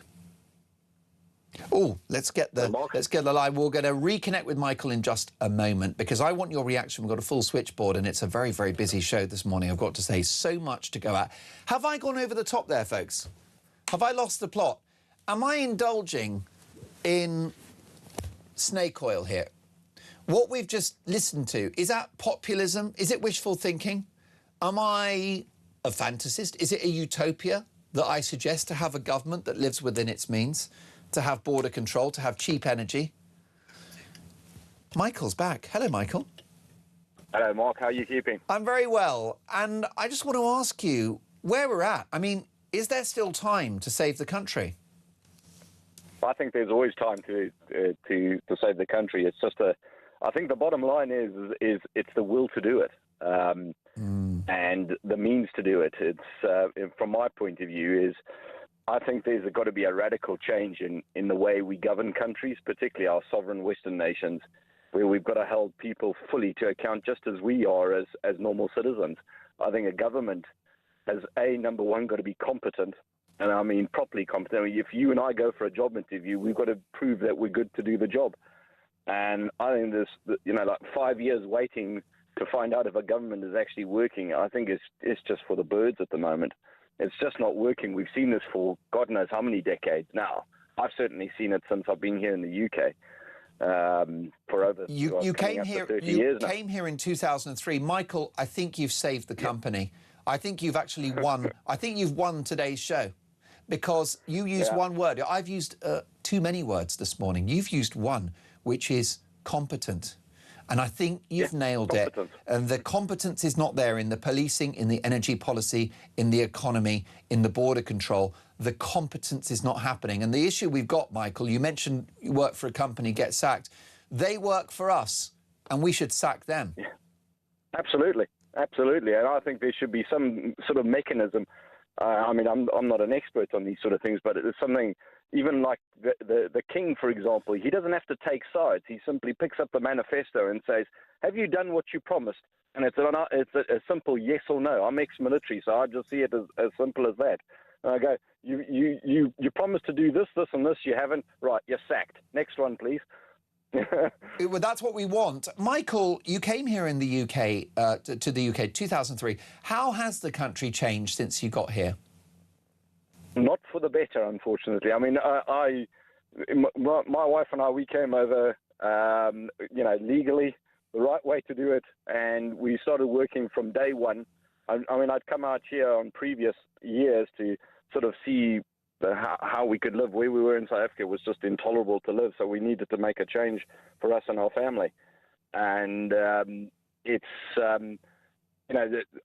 never thought in my lifetime I'd actually see the country going down the route in South Africa where you've got this division, and the communists do that. I mean, I knew it well in the military. This is exactly what they do. It's straight out of their playbook. You could probably find it on page 1 of the Marx and Lenin booklet, is divide your country by all means, and it's this woke stuff that they've latched onto massively to change the country. I mean, I see it even in my own company where we've got all this diversity, woke stuff, and you're going, what about the best person for the job?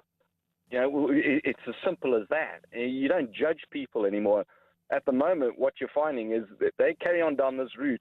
People resort to what I experienced in South Africa. People will start judging other people, and that turns to violence, and that's never a great thing. And but South Africa, pushing people's buttons. Yeah, if you keep pushing people's buttons, they're going to go. You know, people are going to have got a pressure cooker at. You know, like the rest of us. We're just human. You push us so far, and then we will push back. And what's interesting, Michael, is that you are effectively an immigrant into the country 2003. Indeed. And I want to thank you, by the way, for your contribution to this country, because and I'm absolutely certain the vast majority of my viewers and listeners are very pro-immigration for folk that come here with a skill and they want to work hard and they want to participate in the British project. And that, you know, it's going to be very welcome. South Africa is a great country with great resources, but being terribly run. So South Africa is somehow a warning to a country like Britain, isn't it? Absolutely. I mean, my country of birth was Rhodesia, now Zimbabwe, and we all know how that's turned out. Yeah. Basically, hyperinflation, civil war, violence, a mess. Yeah, we didn't. When I was growing up there as a kid, I remember everybody You know, there was this thing, and that's the thing that the politicians don't understand, is it's rule number one. You cannot please everybody, but you make decisions, and we saw that in the military. I didn't probably I didn't please every soldier underneath me, but they understood that I had a decision to make, and as long as you make the right decisions, they'll like you, even if they won't say it to your face. But that's a clear Zimbabwe and South Africa, the state that it is in now. I mean, it's an absolute crime of countries with so much potential are in such a state, and it's purely because of the race card and all of this other nonsense about, you know, how everybody feels. It's not about that. It's about doing the right thing. I'm not saying they had the policies correct or wrong.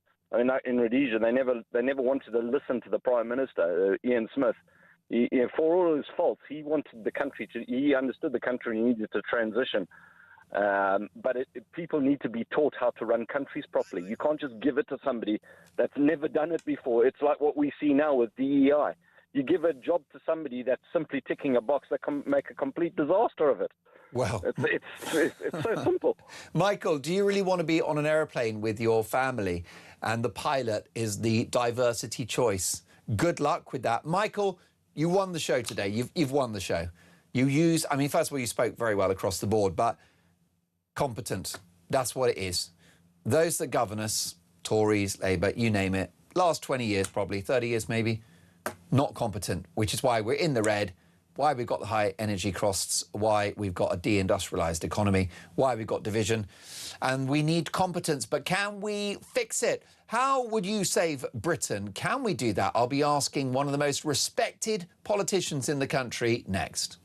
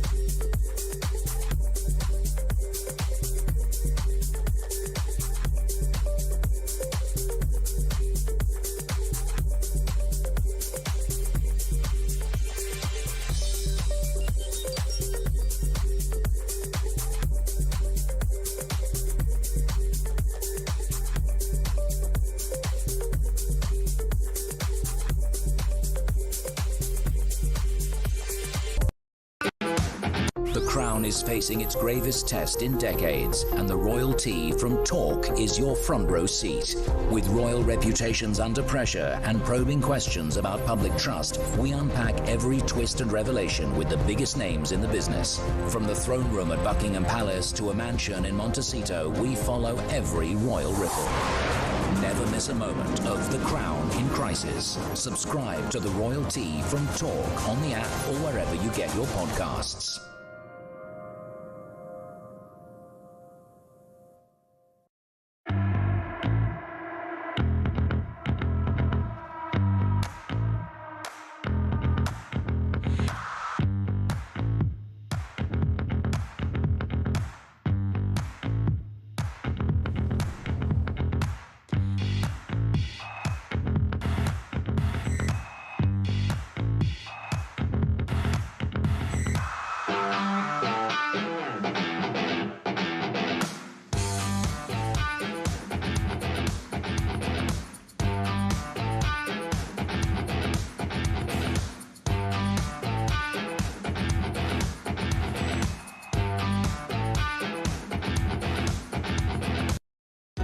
Across the UK, on DAB+, on your smart speaker, on your smart TV, and on your side. This is Talk. How do we save Britain? Ben in London texts the show. Good morning, Mark. I enjoyed your dispatch. No, you did not go over the top. This country needs a revolution to clean the vermin from our political system. Bazza says, hi, Mark. Baz in Hull here. Hull is a great example of a city that is now overrun with migrants and foreign people. Mark, Britain can't be saved, says Ernie. Most politicians want us back in Europe so they can get back on the gravy train. The Tories didn't really want us to leave. This government thinks the migrant boat people are an example of free movement with the bonus of bankrupting us. Damning words. Can we take a quick voice note from Tristan? Because we love the voice notes. Mark, Tristan in Bedford. I mean, it's quite simple, really. What we need to do is we need to stop this ridiculous net zero, which is bankrupting the country, and we need to take away regulation for businesses. The main thing, though, is with net zero and energy, we're paying higher amounts of energy to Norway, and when it's, especially in winter when it's high in demand, they keep sending it to us at higher prices when it's much more in demand. We won't drill. And obviously, when we have immigrants coming in, we're paying for them as well. So we're paying for higher energy and we're paying for immigration. Oh, it's a fair point. Let's take a quick voice note from Peter as well, if we can. Good morning, Mark. Now, what is the point of us going back into the EU? Number one, it's going to cost us an absolute fortune every month. Their economy's worse than ours. There's no jobs. And also, all those illegal immigrants massing on the seashores in France will then claim asylum in France, knowing that Britain is now part of the EU. And instead of coming on those dinghies, they'll just come over in their hundreds of thousands a month on the ferries legally. The whole thing is an absolute farce. But then again, perhaps this is part of Starmer's plan. He's always just not gone out of his way to do anything to stop these illegal immigrants coming into the country. And let's face it, all he'll do is, we've stopped the boats, we've stopped the dinghies. Yeah, of course you'd have stopped them, because they'll be coming over on the ferries. Well, let's get brilliant voice note, and I'm loving that impersonation of the Prime Minister, Peter. Live with me now, one of the most experienced former politicians in the country, now elite-level political commentator, Sir Michael Fabricant. Good morning, Sir Michael. Privileged to have you on the show, sir. Good morning, Mark. How lovely to speak to you, as ever. Well, we're going to get to saving Britain in just a moment, which, frankly, a man of your skill could do in a lunchtime, Sir Michael. If only. Can we cover politics first? It's war. Keir Starmer will fight any leadership election against Andy Burnham if he wins the Makerfield by-election. Is it your view that if Burnham re-enters the House of Commons, he becomes Prime Minister? Yes, I think he will, because I think that the Labour backbenchers all think that he will be the saviour. I don't think he will be, actually. And the latest polling from Opinium, which is the polling company often sponsored by The Guardian and Observer, say now that Reform will win. And I would actually quite like Reform to win. It'll be one in the eye for Andy Burnham. And Andy Burnham is only after one thing, and that's Andy Burnham. He just wants to help himself. And I don't think it'll be any changes. He says he's going to stick to Rachel Reeves's ridiculous fiscal rules, and it'll mean that he'll be constrained just like all the other people were constrained, unnecessarily, in my view. Well, yes, and it's confusing because he was interviewed by Victoria Derbyshire on the Newsnight programme, Sir Michael. She asked him what the fiscal rules were, and he didn't appear to know. No, and in fact, he got incredibly ratty. Yeah. You know, there's we have two-tier care, but we also have two faces of Andy Burnham, because Andy Burnham, you know, is a charming individual when you meet him. I remember meeting him not long ago, actually, at Birmingham New Street Station. He gave me a big hug and all that was lovely, and he's a nice guy. But boy, does he get nasty and ratty when he is challenged, and particularly when he was in the House of Commons. And you saw that with Victoria Derbyshire, and you don't want to get ratty with her, by the way. She's not the easiest person to work for, and she's certainly quite a tough interviewer. But on that point, the latter point, good for her. You're absolutely right, Sir Michael. And I'm hearing from Westminster insiders that the Burnham camp are split, that if he wins Makerfield, some are saying that he needs 6 months to prepare for government. Others are saying that he should enter Downing Street straight away. It's a slight worry, isn't it, that you replace one Prime Minister with no plan with a new one who also has no plan? Yeah, exactly. And I don't quite understand how he could wait 6 months, because if others make their move, Wes Streeting, of course, Angela Rayner, well, if they get in, there's no waiting 6 months. So Andy Burnham will be very much dictated by what others do as well. But I do see the point, actually, that maybe 6 months would be a good idea if possible, because Andy Burnham doesn't know the current situation in the Treasury. I mean, things are grim, by the way. I mean, Sir Charles Bean, who's been in the papers today, a well-known economist, former member of the Office of Budget Responsibility, says that debt is going to get to 100% of GDP. More importantly, by September, £3 trillion will be the amount of debt held by the Brits. And because of that, it means that borrowing rates for the government will go even higher. And as you said in your brilliant monologue earlier on, our borrowing rates are higher even than that of Greece, which is remarkable. And it all comes down from Rachel Reeves's first budget, where she announced £70 billion worth of extra spending, raised taxes by a massive 35 billion quid, which had not been done before, such a huge amount. And of course, what it did, and she's just too dim, frankly, to realise that, it actually suffocated the economy with companies going into bankruptcy, individuals hoarding money and not paying taxes, and it meant that less money came in, which meant that debt went up even further. Well, it's a real worry, isn't it? Meanwhile, the fallout continues from the murder of Henry Novak and the police handling. Sir Michael, you and I haven't spoken since that awful body cam footage was released. What was your appraisal of that grave injustice? Well, I mean, to some extent, I'm going to say something unusual. I felt a bit sorry for the police simply because it's easy to blame them. But when you're in that situation, and it was dark, what do you do? And they've been trained to be that way. That's true. That's true, actually. Yeah. And of course, one of the police officers has already resigned. No, I mean, I have some sympathy what your previous caller, Michael, had to say. Because I used to work in South Africa and Rhodesia. Well, I wasn't working in Rhodesia. I was visiting Rhodesia because that was a little bit... Even I'm not that old enough. But I'd certainly worked in Zimbabwe. And a friend of mine was the director of engineering of the Zimbabwe Broadcasting Corporation. And he was typical. He was a white guy. He had just about survived in his job. His son was brilliant. He'd got 4 A-levels, grade A. Yet he couldn't get into the university into Harare, which was previously Salisbury, the capital of Zimbabwe, because he was white. He didn't meet their quotas. Back to DEI again. What happened? He managed to get a scholarship to go to London University, and it meant that Zimbabwe, yet again, lost skilled workers. And that's now what's happening in Britain.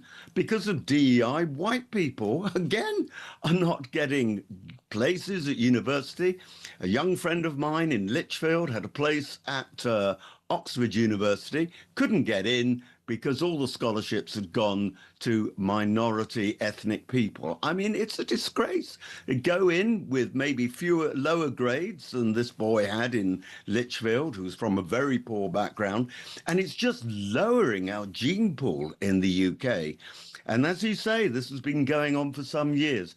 But one thing I didn't agree with, Mark, was when you said or maybe it wasn't you, maybe it was one of your callers, when you said that the Conservative Party didn't want, actually it was one of your callers, didn't want Brexit. Well, I can tell you the majority, I think, of the Conservative Parliamentary Party wanted Brexit.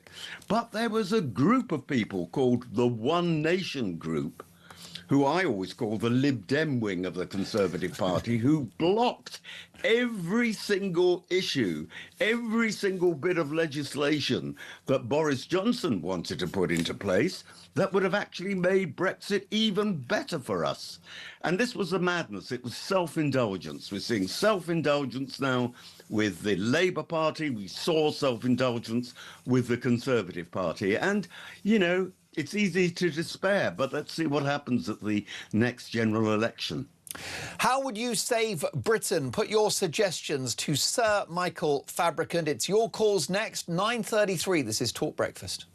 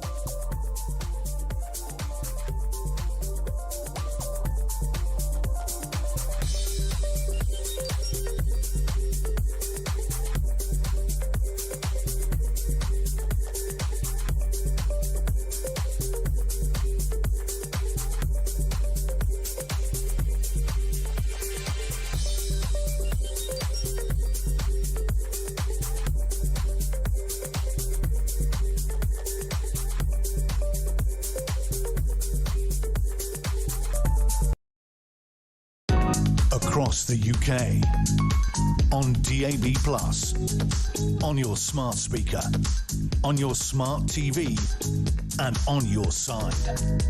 This is Talk. You are listening to Talk Breakfast. Sir Michael Fabricant is joining us live. How do we save Britain? Anne is in Sheffield. Anne, you're live on Talk with Sir Michael Fabricant. Good morning to both of you, and I hope you have a lovely day. You too, Anne. I'm ringing up in reference to the Novak case. Yes. I know rape is a heinous crime. I suffered it myself last year. And I'm so sorry. I can't believe it. I'm so sorry, love. My love. Thank you. But to know that a rapist can get 24 years, a man has already served 17 years falsely for that rape, yet an 18-year-old kid can be killed, and the killer gets 21 years is heinous. That is abhorrent. How long would you give the killer, Anne? Life. He took a life. He should forfeit the best of his. Anne, Can I ask Anne something? Yeah, go for it, Sir Michael. And I agree with what you're saying. You're absolutely right to make that comparison. And you say, and again, I agree with you, that you know, he took a life, he should have life. Would you go a step further and say, you know what, he took a life, the state should take his life? In other words, would you bring back capital punishment? I'm a mother, I'm a grandmother, I'm a great-grandmother. I'm only 54, and I've never really thought about the death penalty, but if you take a life, your life should be forfeited, because you're not a human being. You know, you're subhuman. And also, another thing I'd like to point out, nobody else seems to say it for some reason, but there's only one race, and that is the human race. What a wonderful sentiment. Anne, can I ask you, have you had justice for the extraordinarily wicked crime you suffered? Yeah, and it was an illegal immigrant. And I'm so sorry. Listen, Anne, I know that you're understandably very upset, and I'm horrified by what you've been through. And I do hope that the monster that perpetrated that crime is locked away for a very, very long time indeed. And my heart goes out to you, and I know I speak on behalf of all of my audience with that, Anne. I'm so angry about what's happened to you, and it's so wrong and so shocking. Herbie is in Harrow. Herbie, very difficult to continue a conversation under those circumstances, but we do need to save the country. How do we do it, Herb? Who's a comedian? Oh dear. Oh, if the IMF are going to be involved, it's going to create big problems. People are going to have to pay more on their interest and everything else, their mortgages. We're in the disaster zone. The only alternative, we've got to get this government out and get somebody else in. It's going to change this country forever. It can't carry on like this, Mark. It's impossible. You know, any idea what's going to go on, what we're going to be hit with next? Not even the government knows, do they? They've got no clue. I don't think they do. Herbie, brilliant call. Thank you for that. Sir Michael, Herbie speaks for many. He just thinks the whole thing is broken. There's a real question mark around competence. Yeah, and it's not, I've got to say, it's not just the competence of ministers, and you actually look at some of them, and I can tell you as someone who used to employ people in a business before I became an MP, believe me, a lot of the people in government at the moment, maybe a few in the past Conservative government, you know, I think are unemployable elsewhere. They go into the House of Commons simply because they can't get a job in the real world. But it's not just the members of Parliament. It's not just the ministers of state. It's also the civil service, because the civil service is racked with people who are either incapable also of not getting a job elsewhere, or are so politically committed that they don't want to actually execute the orders, if you like, of the duly elected cabinet. I remember Boris Johnson expressing to me, you know, utter frustration that he couldn't get things through civil servants. So, and he used to say, you know, I'm the Prime Minister. And you know, it's like fighting a blancmange. If he wanted to do something, because of course the civil service never wanted Brexit. There was hardly a civil servant that I met who actually thought Brexit and all the freedoms that it's given us, including, by the way, better animal welfare and so many other issues like getting a free trade deal with the United States. So many people in the civil service just did not want to do their jobs. And I gave some advice about a year ago to Nigel Farage, and then I thought I'd better give the same advice to Kemi Badenoch. And it was this: although it's an anathema, we don't like it at all in the UK, we have got to bring in the US system where you appoint the top levels of management of the civil service, the permanent secretaries, and also all those government agencies that Tony Blair set up, separate from government and semi-separate from the civil service. All the top management must be political appointees, because if you don't do that, you won't get anything done. So if Kemi Badenoch becomes the next Prime Minister, or, well, it might be Andy Burnham, mightn't it? But after a general election, or Nigel Farage, or even Rupert Lowe, they have got to appoint their own civil servants. It's going to be tricky because there are so many government departments and so many government agencies that there are a lot of people there, but the top people must be appointed by the Prime Minister. Otherwise, he'll just find the same problems that previous Prime Ministers, particularly Conservative ones, found, that you'll get a go slow, deliberate go slow from yes ministers, the civil servants. I completely agree, because they're supposed to be politically neutral and fulfil the will of the population, but they don't do that. Steve is in London. Good morning, Steve. You're live with Sir Michael Fabricant on Talk Breakfast. Good morning, Mark. Good morning, Michael. Hello, Steve. How do we save the UK, Steve? I think we need to get back to basics, and I think what's been lost in the country is even the basics of the economy. I left school in the first term of Margaret Thatcher. I'm now 62 years old. I left school, got an apprenticeship, but also had a second job, just as many of my friends did. That money we saved, we spent in our economy. Since Blair took us into the EU, how much money on a weekly basis disappears abroad out of our economy that's been earned here but not spent here? Millions. And it's probably more than that over the years. Yeah. So until we get somebody back to basics who's going to look at the economy and go, right, we undervalue far too many of our workforce. From your shelf stackers to your factory workers to your warehouse workers. And we also, we need to import these people because the Brits won't do it. Right. If you pay the Brits a decent wage, they will do it. Bingo. If you don't, and if you keep penalising companies. I ran companies for 30 years. Not my own companies, but for other people as a general manager. We were responsible from putting the lights on to putting the lights off. The P&L was our responsibility. The staff hiring and firing, our responsibility. Everything, you might as well have been your own business. Did we get the money for that? No. We got a decent salary, but we spent our money in our economy. Every penny we saved, bought houses, had nights out, bought all of our clothes here, our cars here, whatever, we all bought here. There's far too much money disappears weekly, monthly, yearly, out of our economy that's earned in the economy. And of course, And Steve, that's you can add to that, benefits are going overseas as well very often. Correct. How many people came to the UK, and the EU I blame for this, the EU decimated the Eastern European countries in the early 2000s when they were allowed to join the EU.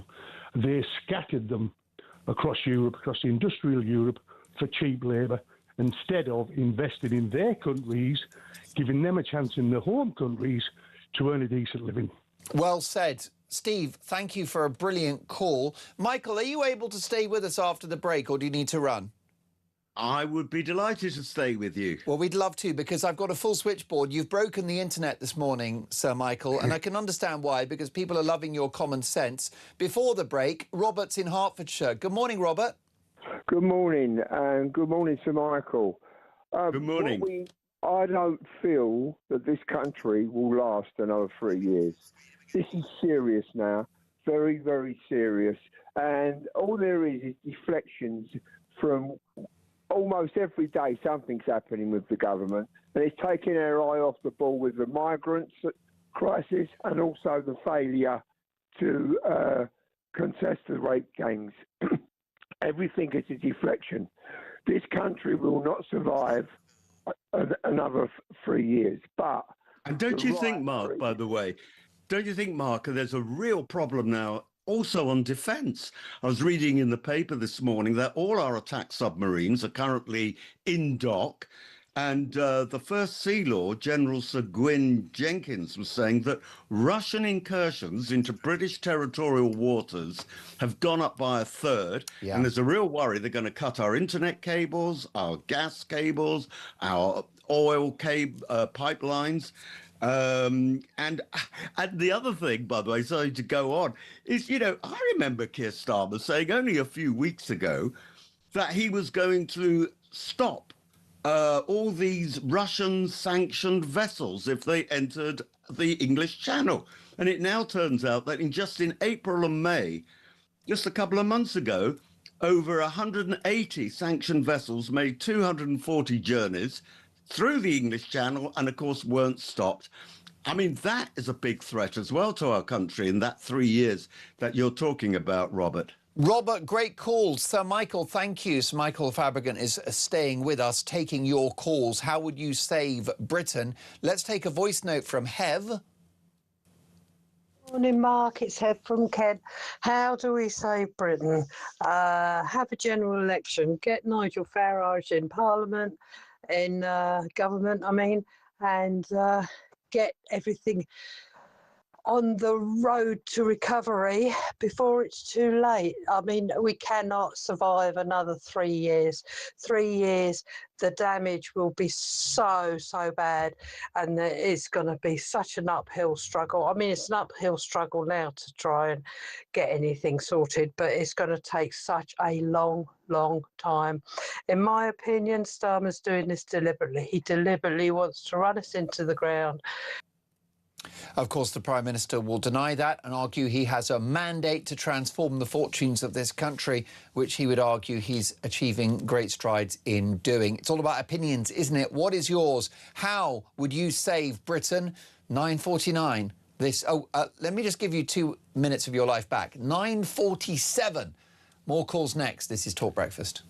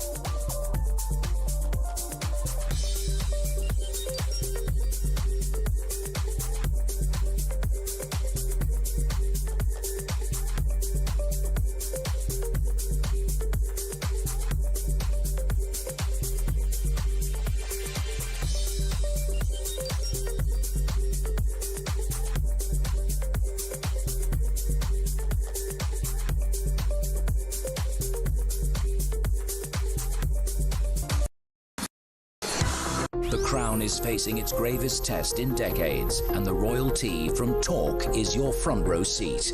With royal reputations under pressure and probing questions about public trust, we unpack every twist and revelation with the biggest names in the business. From the throne room at Buckingham Palace to a mansion in Montecito, we follow every royal ripple. Never miss a moment of The Crown in Crisis. Subscribe to The Royalty from Talk on the app or wherever you get your podcasts.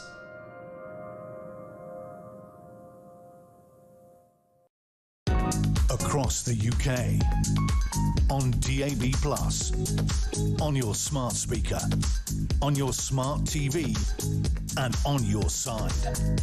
This is Talk.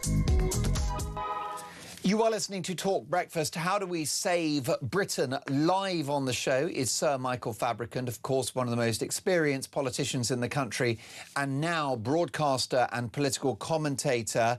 And let's take a call from Chrissy, who's joining us from Spain. Hi, Chrissy. Hello, Mark. Lovely to have you on the show. You are a Brit living overseas. What do you make of what's happening back here in Blighty? Very upset, very angry. And why? Because all my family are there, and I really feel for them, what they've got to go through in the future.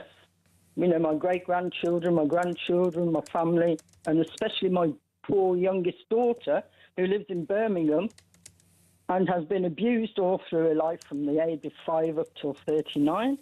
And the police don't do anything in Birmingham. They don't help her in any way at all. And because of it, she turned to drugs, which is very upsetting for me. So sorry. And then, again, you know, why don't they open up the oil fields and the fracking? I mean, save the economy and stop crucifying the businesses. And to want to join the EU, well, I can tell you, the EU is more corrupt than what Britain is. And most of the countries are not doing well at all. No. I mean, what do you make in Spain, for example, of 500,000 illegal immigrants being granted indefinite leave to remain? Well, I don't really get involved with Spanish politics. We live in a little country village, and we don't get bothered with anything. It's a very nice life we've got here. But I think a lot of those immigrants are probably Spanish from South America, and maybe that's why. I don't know. But the biggest problem in Spain is providing cheap housing for their own people, which is what, you know, they get angry about with tourists, but then they need the tourists because that's their biggest income. Well, I mean, make it make sense. Riddle me that. Chrissy, thank you for your call, and I hear about your concerns from overseas. We've got a lot of viewers and listeners overseas who are very sad at what's happening to the United Kingdom.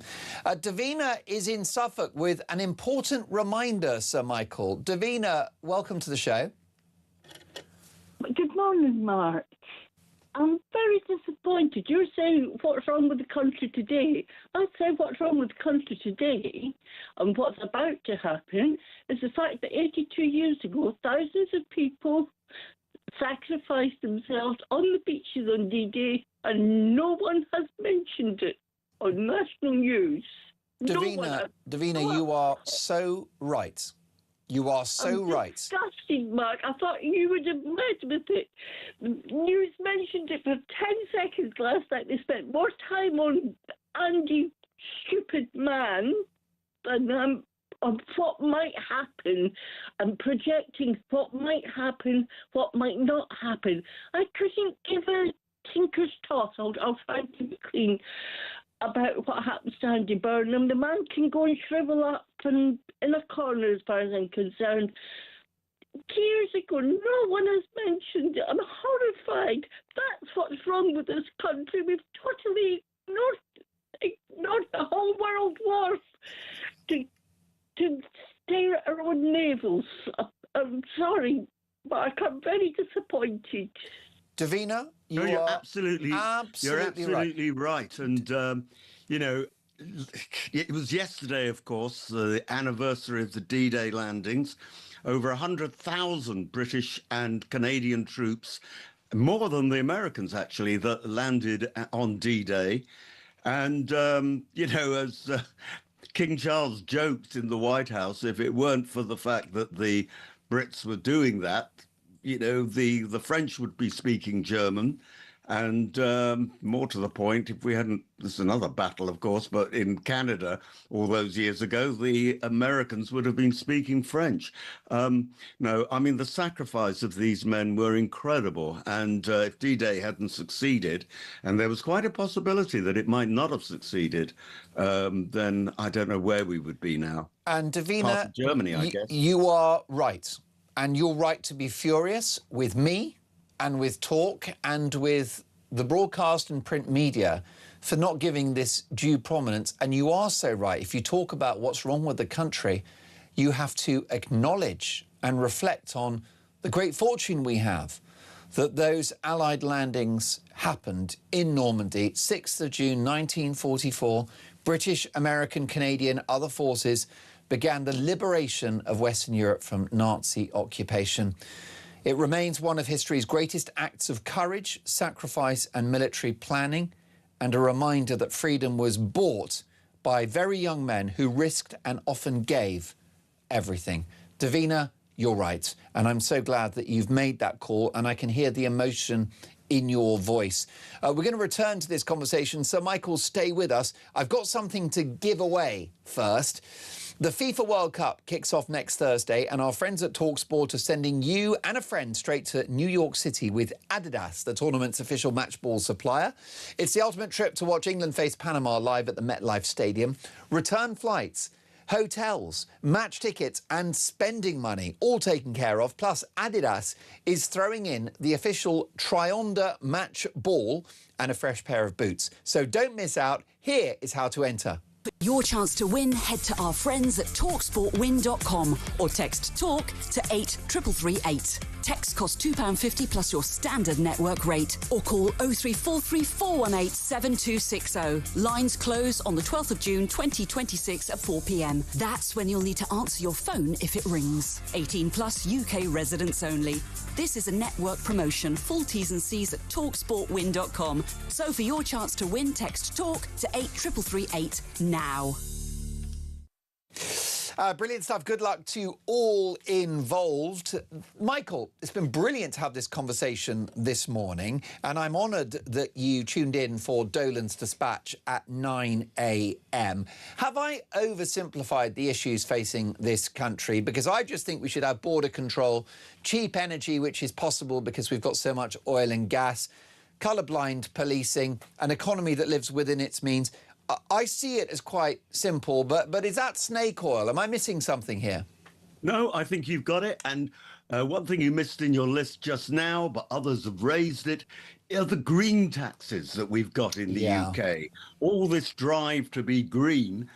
We are less than 1% of the world producer of CO2. Although there is global warming, there is cyclical global warming, we're not 100% sure precisely how much man is involved in actually producing global warming at the moment. But in the meantime, you've got mad Ed Miliband just taxing everybody and not taking the oil. And as one of your callers pointed out quite rightly, you know, we're importing expensive oil from Norway, which is coming from the pool of oil under the North Sea, part of which, most of which, as it happens, is actually in British territorial waters, and we're doing absolutely nothing to exploit that oil field and take it back into the UK. And you get Labour people yet again, over and over again, distorting and lying and saying, oh, we are taking the oil, yes, from existing diminishing fields, but there are much bigger fields out there which are part of the UK North Sea, and we're not doing anything about it. Why? Is it because the petrol companies don't want to spend the money investing? No, it's not that. It's because the government have forbidden them for taking our own oil out of our own waters. And that has to be wrong. And, you know, given, as I said earlier on, we're going to go into £3 trillion worth of debt, and God knows what that's going to do to the economy in 2 or 3 years' time, we need as much oil as we can to sell on the open market. And to control, actually, the amount of taxes that we put on ordinary British people, which are now at the highest level since, I think, it ever began. It's wild, isn't it? Sir Michael, you're a great loss to the House of Commons, but a great, great contribution to the national radio and television airwaves. I really look forward to our next on-air encounter. Have an excellent Sunday. Sir Michael Fabricant, live in the studio, talking about Knights of the Realm. Soon to be Sir Peter Cardwell, live at 10. So far, unknighted. But, yeah, I can see it happening. It's a travesty. I mean, we live in a world where Gareth Southgate is a Knight of the Realm, having won nothing. Meanwhile, you're owning the airwaves, well, and here you are as a commoner.